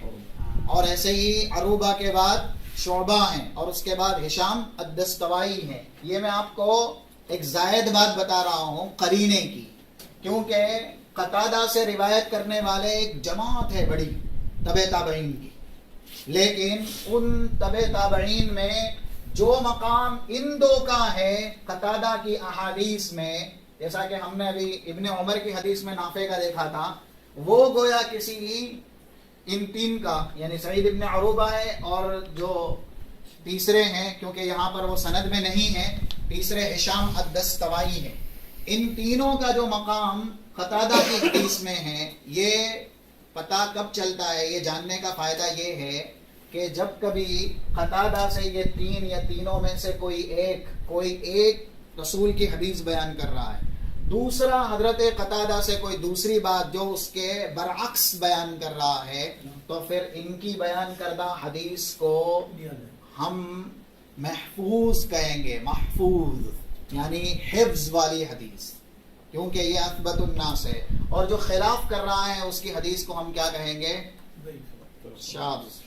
ثقہ ہوتے ہوئے بھی یہ فائدے رہتے ہیں اثبت الناس جاننے کے. اس کو تطبیق بھی بولتے ہیں، تطبیق کرنا بولتے ہیں. ہاں یہ سب جاننا پڑتا آپ کو کہ کون یعنی اثبت الناس ہیں اور اس کے اوپر دلائل ہیں باقاعدہ.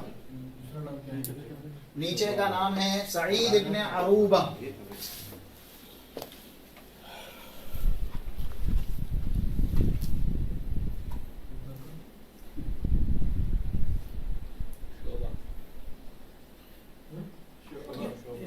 सहाबी और हर ताबई के हज़रतुल नास होते हैं। सहाबा में भी हैं, ताबईन में मतलब कौन से सहाबी में, ताबई कौन है, ताबईन में भी हैं। असबतुन नास का मतलब ये होता है कि किस दर्जे से उन्होंने इनके हदीस को हिफ्ज़ किया और उनके साथ रहे, यही हाँ। और वो जानने के बड़े फ़ायदे हैं। इमाम बुखारी वगैरह की शर्त उसी में चलती है ज़्यादा। अब यूसुफ अत-तिन्नीसी को इसी वजह से लिया है मालिक के साथ, क्योंकि मुअत्ता के पूरी सनद में जो इनका मकाम है अब्दुल्ला बिन यूसुफ का, वो किसी का भी नहीं है। तो अब इमाम बुखारी की शर्त ऊंची है ना सही से भी, इसी वजह से अब्दुल्ला यूसुफ को लिया, यहया इब्न यहया को नहीं लिए। वो भी उनके उस्ताद है बुखारी रिवायत में मुस्लिम के हैं।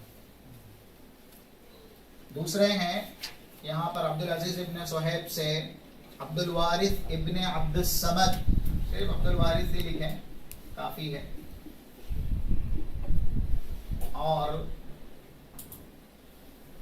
इस्माइल इब्न उलैया,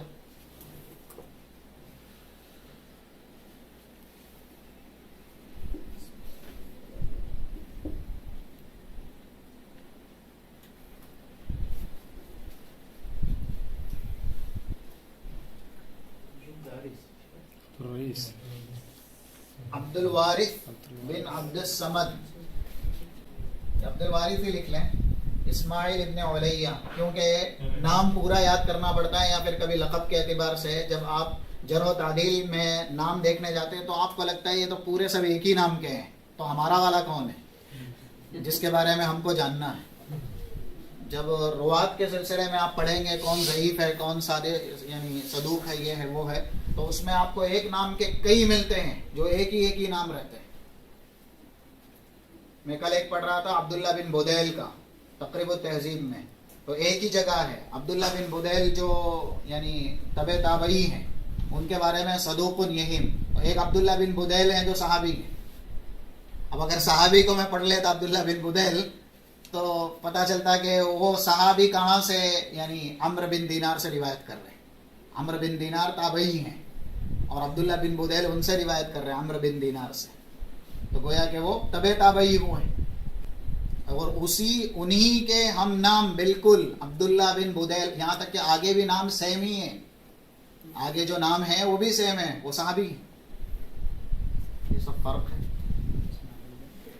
तो कभी एक नाम के जब मुख्तलिफ रावी होते हैं तो हमको उस्ताद का नाम याद रखना पड़ता है, या फिर ज़माना भी याद रखना पड़ता है, या पीछे का नाम याद रखना पड़ता है, शागिर्द कौन है, या लक़ब वगैरह। ये लक़ब बहुत अहमियत रखते हैं।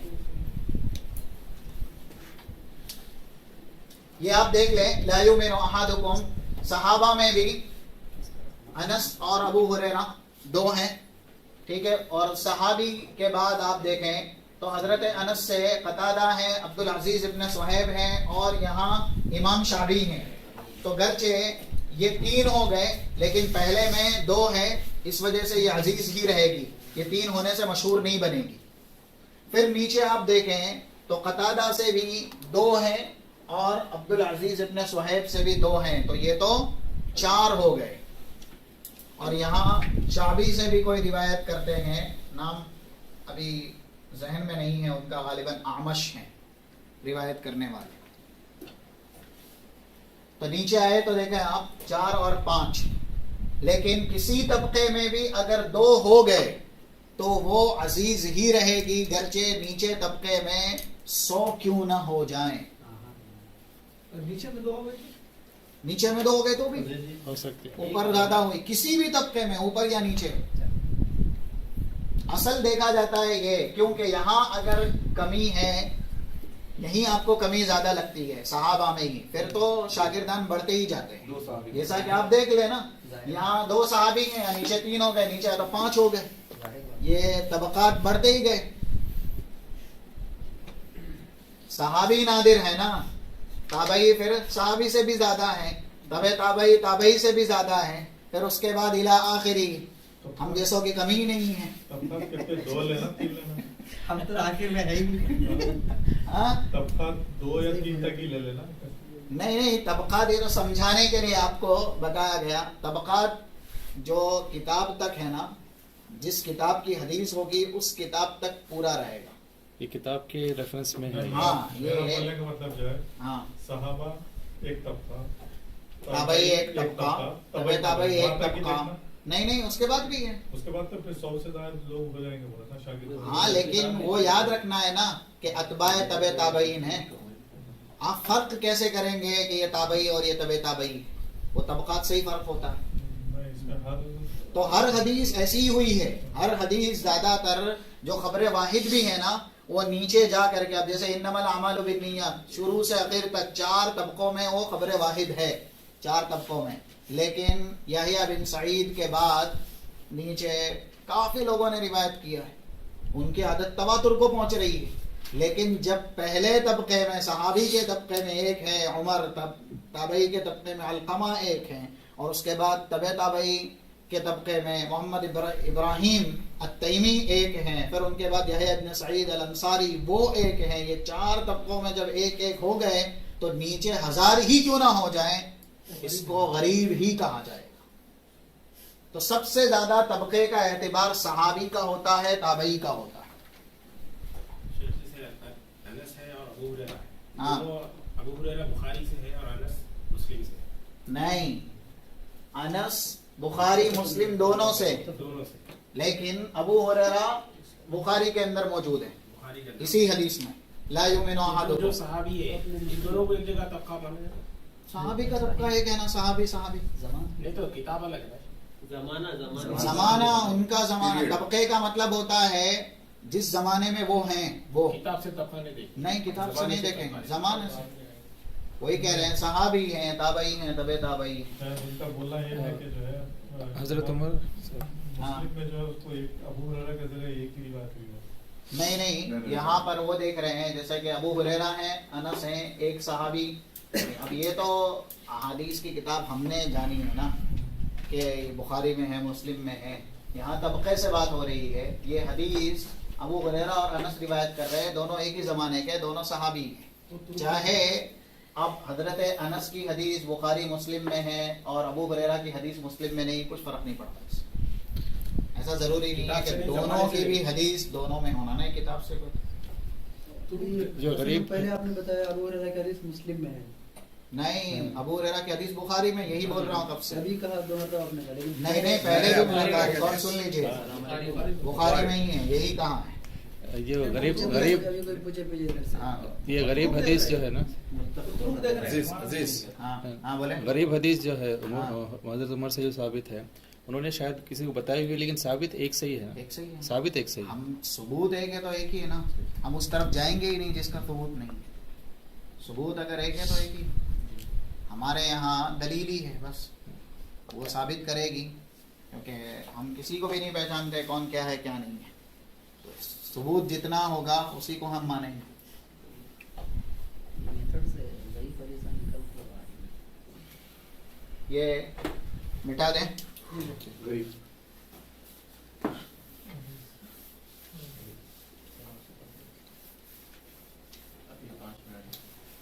5 منٹ. غریب یا سوال جواب. ہاں کیا ٹائم بھی ہو گیا؟ ہاں جی. نہیں، ایک چیز غریب میں اور ہم کو پڑھنا ہے، اور اس کو اگر پڑھ لے تو بہتر ہی ہوگا، کیونکہ مجھے تو جمعہ بھی پڑھانا ہے. غریب کی جو تعریف ہے، ما رواہ الا راو واحد، یا ما رواہ راو واحد.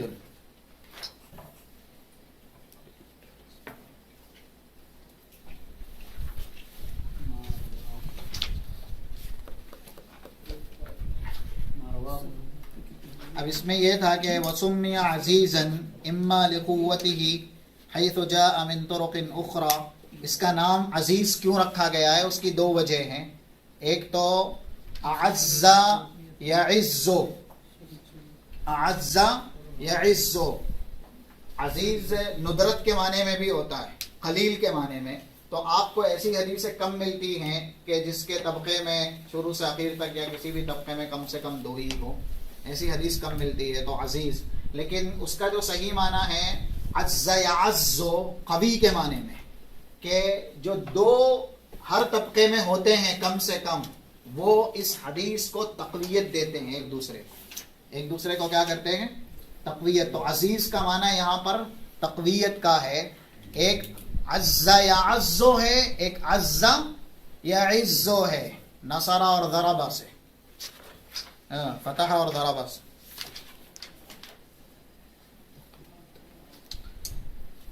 غریب المطلق ويسمى الفرد المطلق وهو ما وقع الغرابة والتفرد. یہ تو اس کی قسم ہے نا, ہم نیچے آ گئے. ہاں, الخبر الغریب ويسمى الفرد. غریب کو فرد بھی کہتے ہیں کیونکہ ایک سے زیادہ نام ہونا, جیسے مشہور کا مستفیض تھا. وهو ما رواه راو واحد ومثاله انما الاعمال بالنیات. تو وہ ہمیں معلوم ہے کہ اگر سند کے کسی بھی طبقے میں ایک راوی آ گیا, صحابی میں, تابعی میں, طبع تابعی میں یا اس کے نیچے, تو وہ حدیث کیا بن جائے گی؟ غریب بن جائے گی. کمال یہ ہے کہ بخاری کی پہلی اور آخر دونوں ہی حدیث, کیونکہ امام بخاری صرف کتاب تصنیف نہیں کر رہے ہیں, کتاب کے ساتھ ایک منہج آپ کو دے رہے ہیں, اور وہی ہے فہم بخاری اور وہی ہے فقہ بخاری. امام بخاری نے حدیث کی ابتدا یعنی کتاب کی ابتدا بھی غریب حدیث سے ہی کی, اور وہ بھی کیسی, انما الاعمال بالنیات. اس کی وضاحت کرنے کی ضرورت نہیں, وہ مشہور ہے. لیکن اخیر کی روایت ہم لیتے ہیں امام بخاری کی, جو تتمہ ہے کلمتانی خفیفتانی. اب اس میں راوی حدیث کون ہے؟ حضرت ابو ہریرہ, اور حضرت ابو ہریرہ سے روایت کرنے والے ابو زرعہ, ان سے روایت کرنے والے عمارہ بن قعقاع.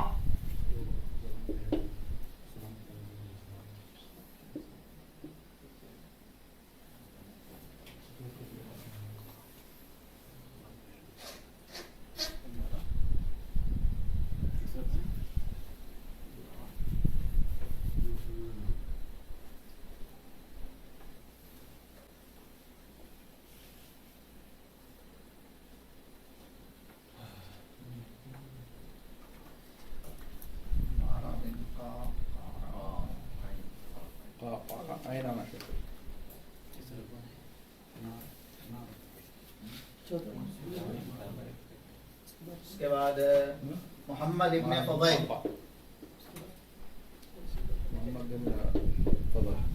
ابن فضیل. اب دیکھیں ابو ہریرہ صحابی میں اکیلے ہیں, تفرد واحد. یہ بھی تابعی میں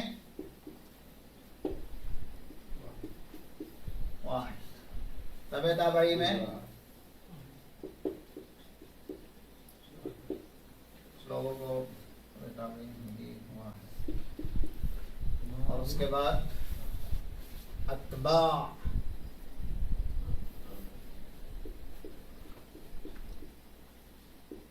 تبع الاتباع, یہ بھی واحد.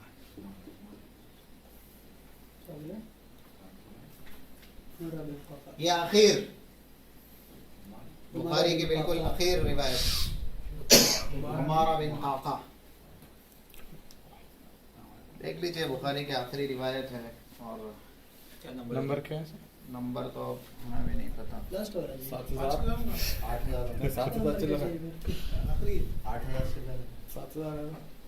تو حدیث 7,000 چلو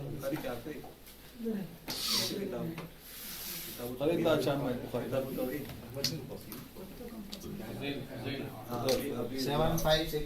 دیکھیں یہ تھوڑا غلط لکھا گیا, یہاں زیادہ ہو گیا. وہی یہ کہیں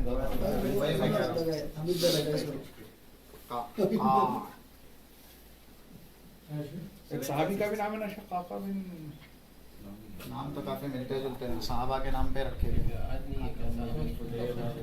یعنی قاقا بشر صاحب جنرل صاحب. دیکھیے ابو ہریرہ سے ابو زرعہ ہیں, یہ بھی سیم ہے, 4 طبقوں میں ہیں, شروع میں بھی 4 طبقوں میں ہیں. انما الاعمال بالنیات, حضرت عمر ہیں, اور اس کے بعد علقمہ ہیں, اور محمد ابن ابراہیم التیمی ہے, بن سعید الانصاری ہیں. یہاں پر بھی حضرت ابو ہریرہ ہیں, ابو زرعہ ہیں, عمارہ بن قعقاع ہیں, اور اس کے بعد محمد ابن فضیل ہیں.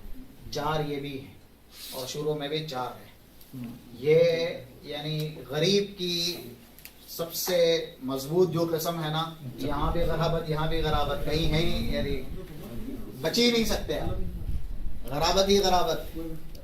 اگر صرف صحابی ایک ہوتے تو بھی غریب بن جاتی, تابعی ایک ہوتے تو بھی غریب بن جاتی. اب 2 قسم ہیں غریب کی, جس کو فرد مطلق, غریب مطلق کہتے ہیں, اور غریب نسبی.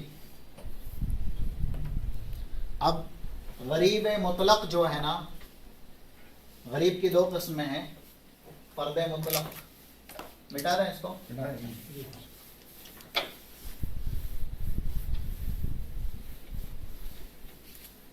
امتحان لیا جائے نا آئندہ. بالکل انشاءاللہ. آخر چھٹی کب گئے تھے؟ چھٹی سے واپس آنے کے بعد ہم کو یاد نہیں رہے گا, آپ کو کیا ہے. شیخ یہ سبجیکٹ آپ لوگ کتنے سال پڑھتے ہیں؟ 2 سال. فرد مطلق, اس کو جب آپ کلاس میں پڑھتے ہیں نا, اس کے بعد ممارست کی ضرورت پڑتی ہے.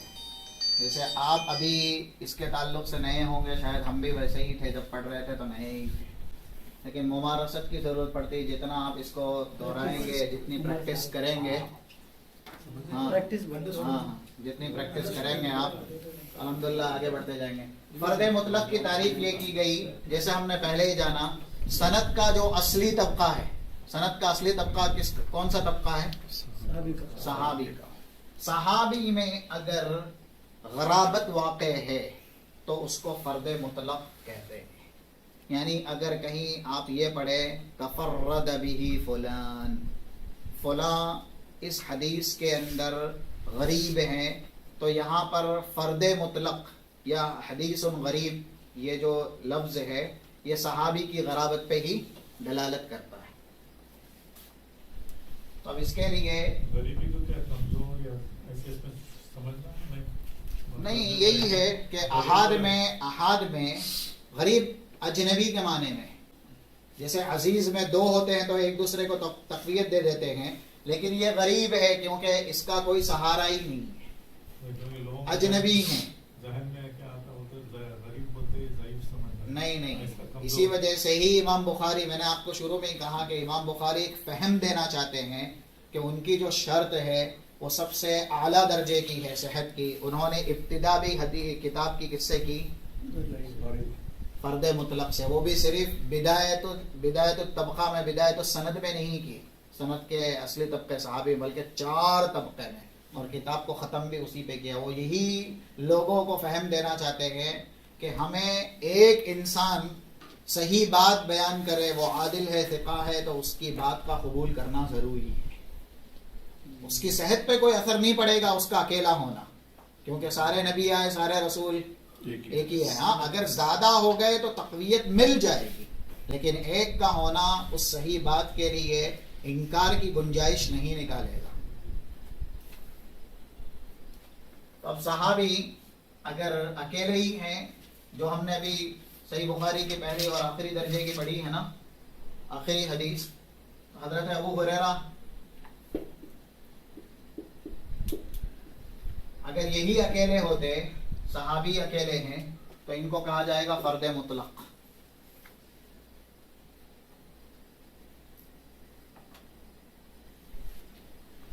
فرد مطلق کی یہی دلیل ہے, یعنی صحابی کا اکیلا ہونا. جیسا انما الاعمال بالنیات میں حضرت عمر ہو گئے, اگر اب اس کے نیچے بھی تفرد نہ ہوتا تو یہ فرد مطلق رہتی.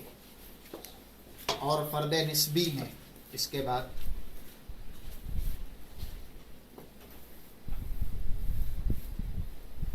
ایسا ڈال کے بتائیے, جیسا ابھی آپ ڈالیں تھوڑی دیر چارٹ کے ٹائپ, فلو چارٹ.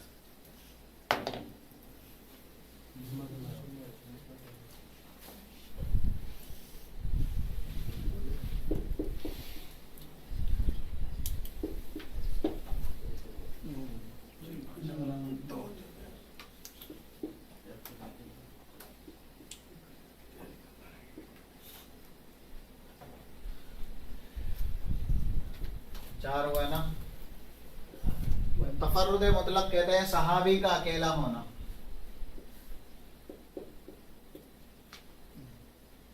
پہلے فرد مطلق تھا، یہ تھا فرد مطلق.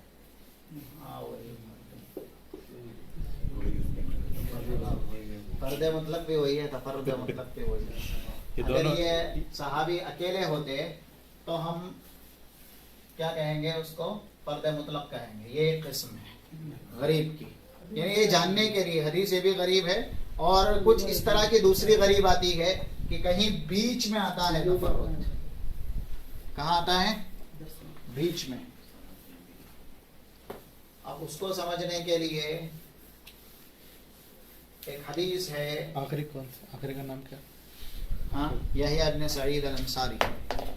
ابراہیم کے بعد یحییٰ بن سعید الانصاری.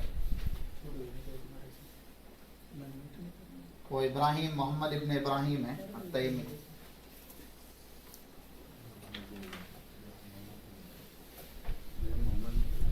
تو غریب احادیث تو بہت زیادہ ہیں نا، زیادہ ہیں. ہاں زیادہ ہی، اور زیادہ تر احاد پر ہی دین کا دار و مدار ہے یا غریب پر ہی ہے. اسی وجہ سے ہی اتنے زیادہ دلائل دیے گئے کہ اگر آپ غریب حدیث کا انکار کر دیں گے تو دین کچھ بچتا ہی نہیں.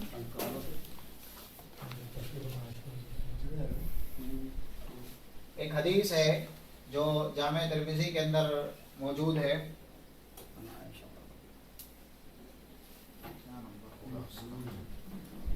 دیکھ لیتے ہیں. حدیث تو مجھے یاد ہے، وہ ایو الذنب اعظم عند اللہ والی ہے. ابن ماجہ میں، ترمذی نہیں، ترمذی میں کر لیتا ہوں.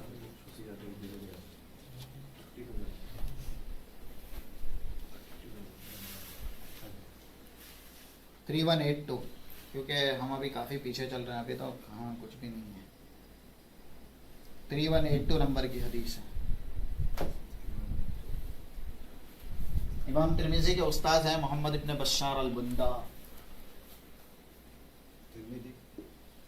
محمد ابن بشار، ٹھیک ہے.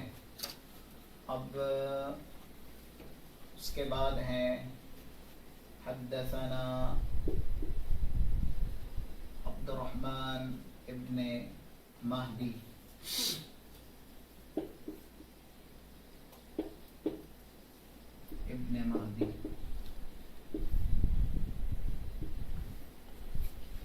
پھر اس کے بعد سفیان بن سعید الثوری.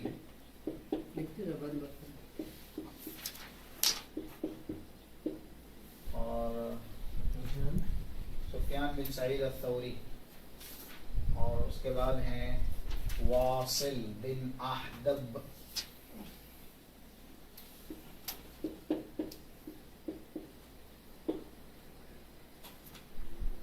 اور نیچے تک ہے سند. اس کے بعد واصل بن احدب کے بعد ابی وائل ہیں.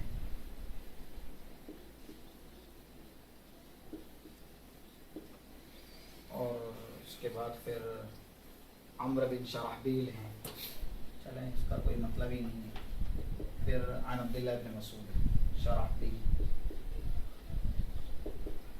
نیچے ہے عن عبداللہ بن مسعود ای الذنب اعظم عند اللہ، سب سے بڑا گناہ ان تجعل للہ ندا وہو خلقک. بتانا یہ مقصود ہے. فرد نسبی ہے نا، جو غریب کی دوسری قسم ہے، کہ غرابت جو ہے شروع سند میں بھی نہ ہو، صحابی میں بھی نہ ہو، بلکہ سند کے بیچ میں ہو. کہاں پر غرابت ہے؟ یہ ہے عبد الرحمن ابن مہدی سفیان ثوری سے روایت کرنے میں واحد ہیں، اکیلے. سند کے بیچ میں اکیلے ہوں. ہاں، یہ سند کا بیچ ہی ہوا نا، کیونکہ سند کا شروع تو نیچے ہے. عمرو بن شرحبیل اور عبداللہ ابن مسعود، یہ بیچ ہوا. محمد ابن بشار امام ترمذی کے استاد ہیں. یہ ترمذی کی حدیث ہے، یہ سند ہے پوری. ان کے استاد محمد ابن بشار ہے. پھر محمد ابن بشار کے استاد عبد الرحمن ابن مہدی ہے. عبد الرحمن ابن مہدی کے استاد سفیان بن سعید الثوری ہے. پھر واصل بن احدب ہے.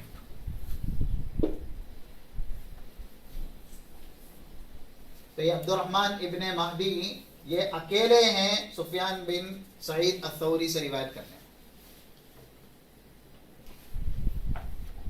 تو اس کو کیا فرض ہے؟ فرد نسبی، یہ نسبتاً غرابت ہے، یعنی صرف سفیان ثوری جو عبد الرحمن ابن مہدی کے شیخ ہیں، تو ایک شاگرد اکیلے ہیں اپنے شیخ سے بیان کرنے میں بس، وہ بھی بیچ میں ہی. ہاں، تو اس کو فرد نسبی کہتے ہیں، نسبتاً. اگر سند کے شروع طبقے میں غرابت آ گئی، صحابی ایک ہو گیا تو اس کو فرد مطلق، لیکن بیچ میں آ گیا تو اس کو فرد نسبی. تو یہاں پر بہت نیچے ہے نا، ابھی تو بدایت الطبقہ کافی نیچے ہے، یہ بیچ ہے سفیان بن سعید الثوری اور عبد الرحمن ابن مہدی. عبد الرحمن ابن مہدی یہ شاگرد ہیں سفیان بن سعید الثوری کے. اور آخر میں یہ لوگ بیچ کے نیچے جو وائل آخر میں بھی آیا تو بھی فرد نسبی ہی کہا جائے گا، یعنی شروع سے ہٹ کے کہیں پہ بھی آیا تو فرد نسبی ہی ہے، وہ شروع میں تو فرض نہیں. فرد مطلق. حدیث کا مفہوم کیا ہے؟ کون سی حدیث کا؟ اب جو جس کی ہم بات کر ایو الذنب اعظم عند اللہ، کون سا گناہ اللہ کے نزدیک سب سے بڑا ہے؟ رسول اللہ صلی اللہ علیہ وسلم نے ان تجعل للہ ندا وهو خلقک، آپ اللہ شریک ٹھہرائیں جس نے آپ کو پیدا کیا، اس اللہ کا آپ شریک ٹھہرائیں. پھر اس کے بعد ثم ایو، یہ پوچھا گیا کہ اور کون سا، تو پھر جواب یہ دیا گیا ان یطعم ان تقتل ولدک خشیت ان یطعم معک، آپ بچے کا قتل کریں اگر یعنی ڈر سے کہ وہ آپ کے ساتھ کھائے گا. اور ایسے ہی تیسرا وان تزانی حلیلۃ جارک، پڑوسن کے ساتھ زنا کریں. عمر بن نیچے عبداللہ ابن مسعود ہے. عمرو بن شرحبیل، عمر بن شرحبیل.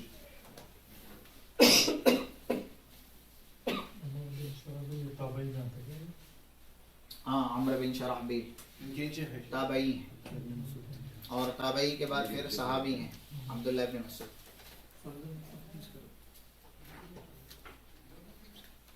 گویا کہ احاد سے الحمدللہ ہم فارغ ہو گئے. اب اس کے بعد جو ہمیں پڑھنا ہے کہ یہ احاد کی دو قسم ہوتی ہے، المقبول والمردود.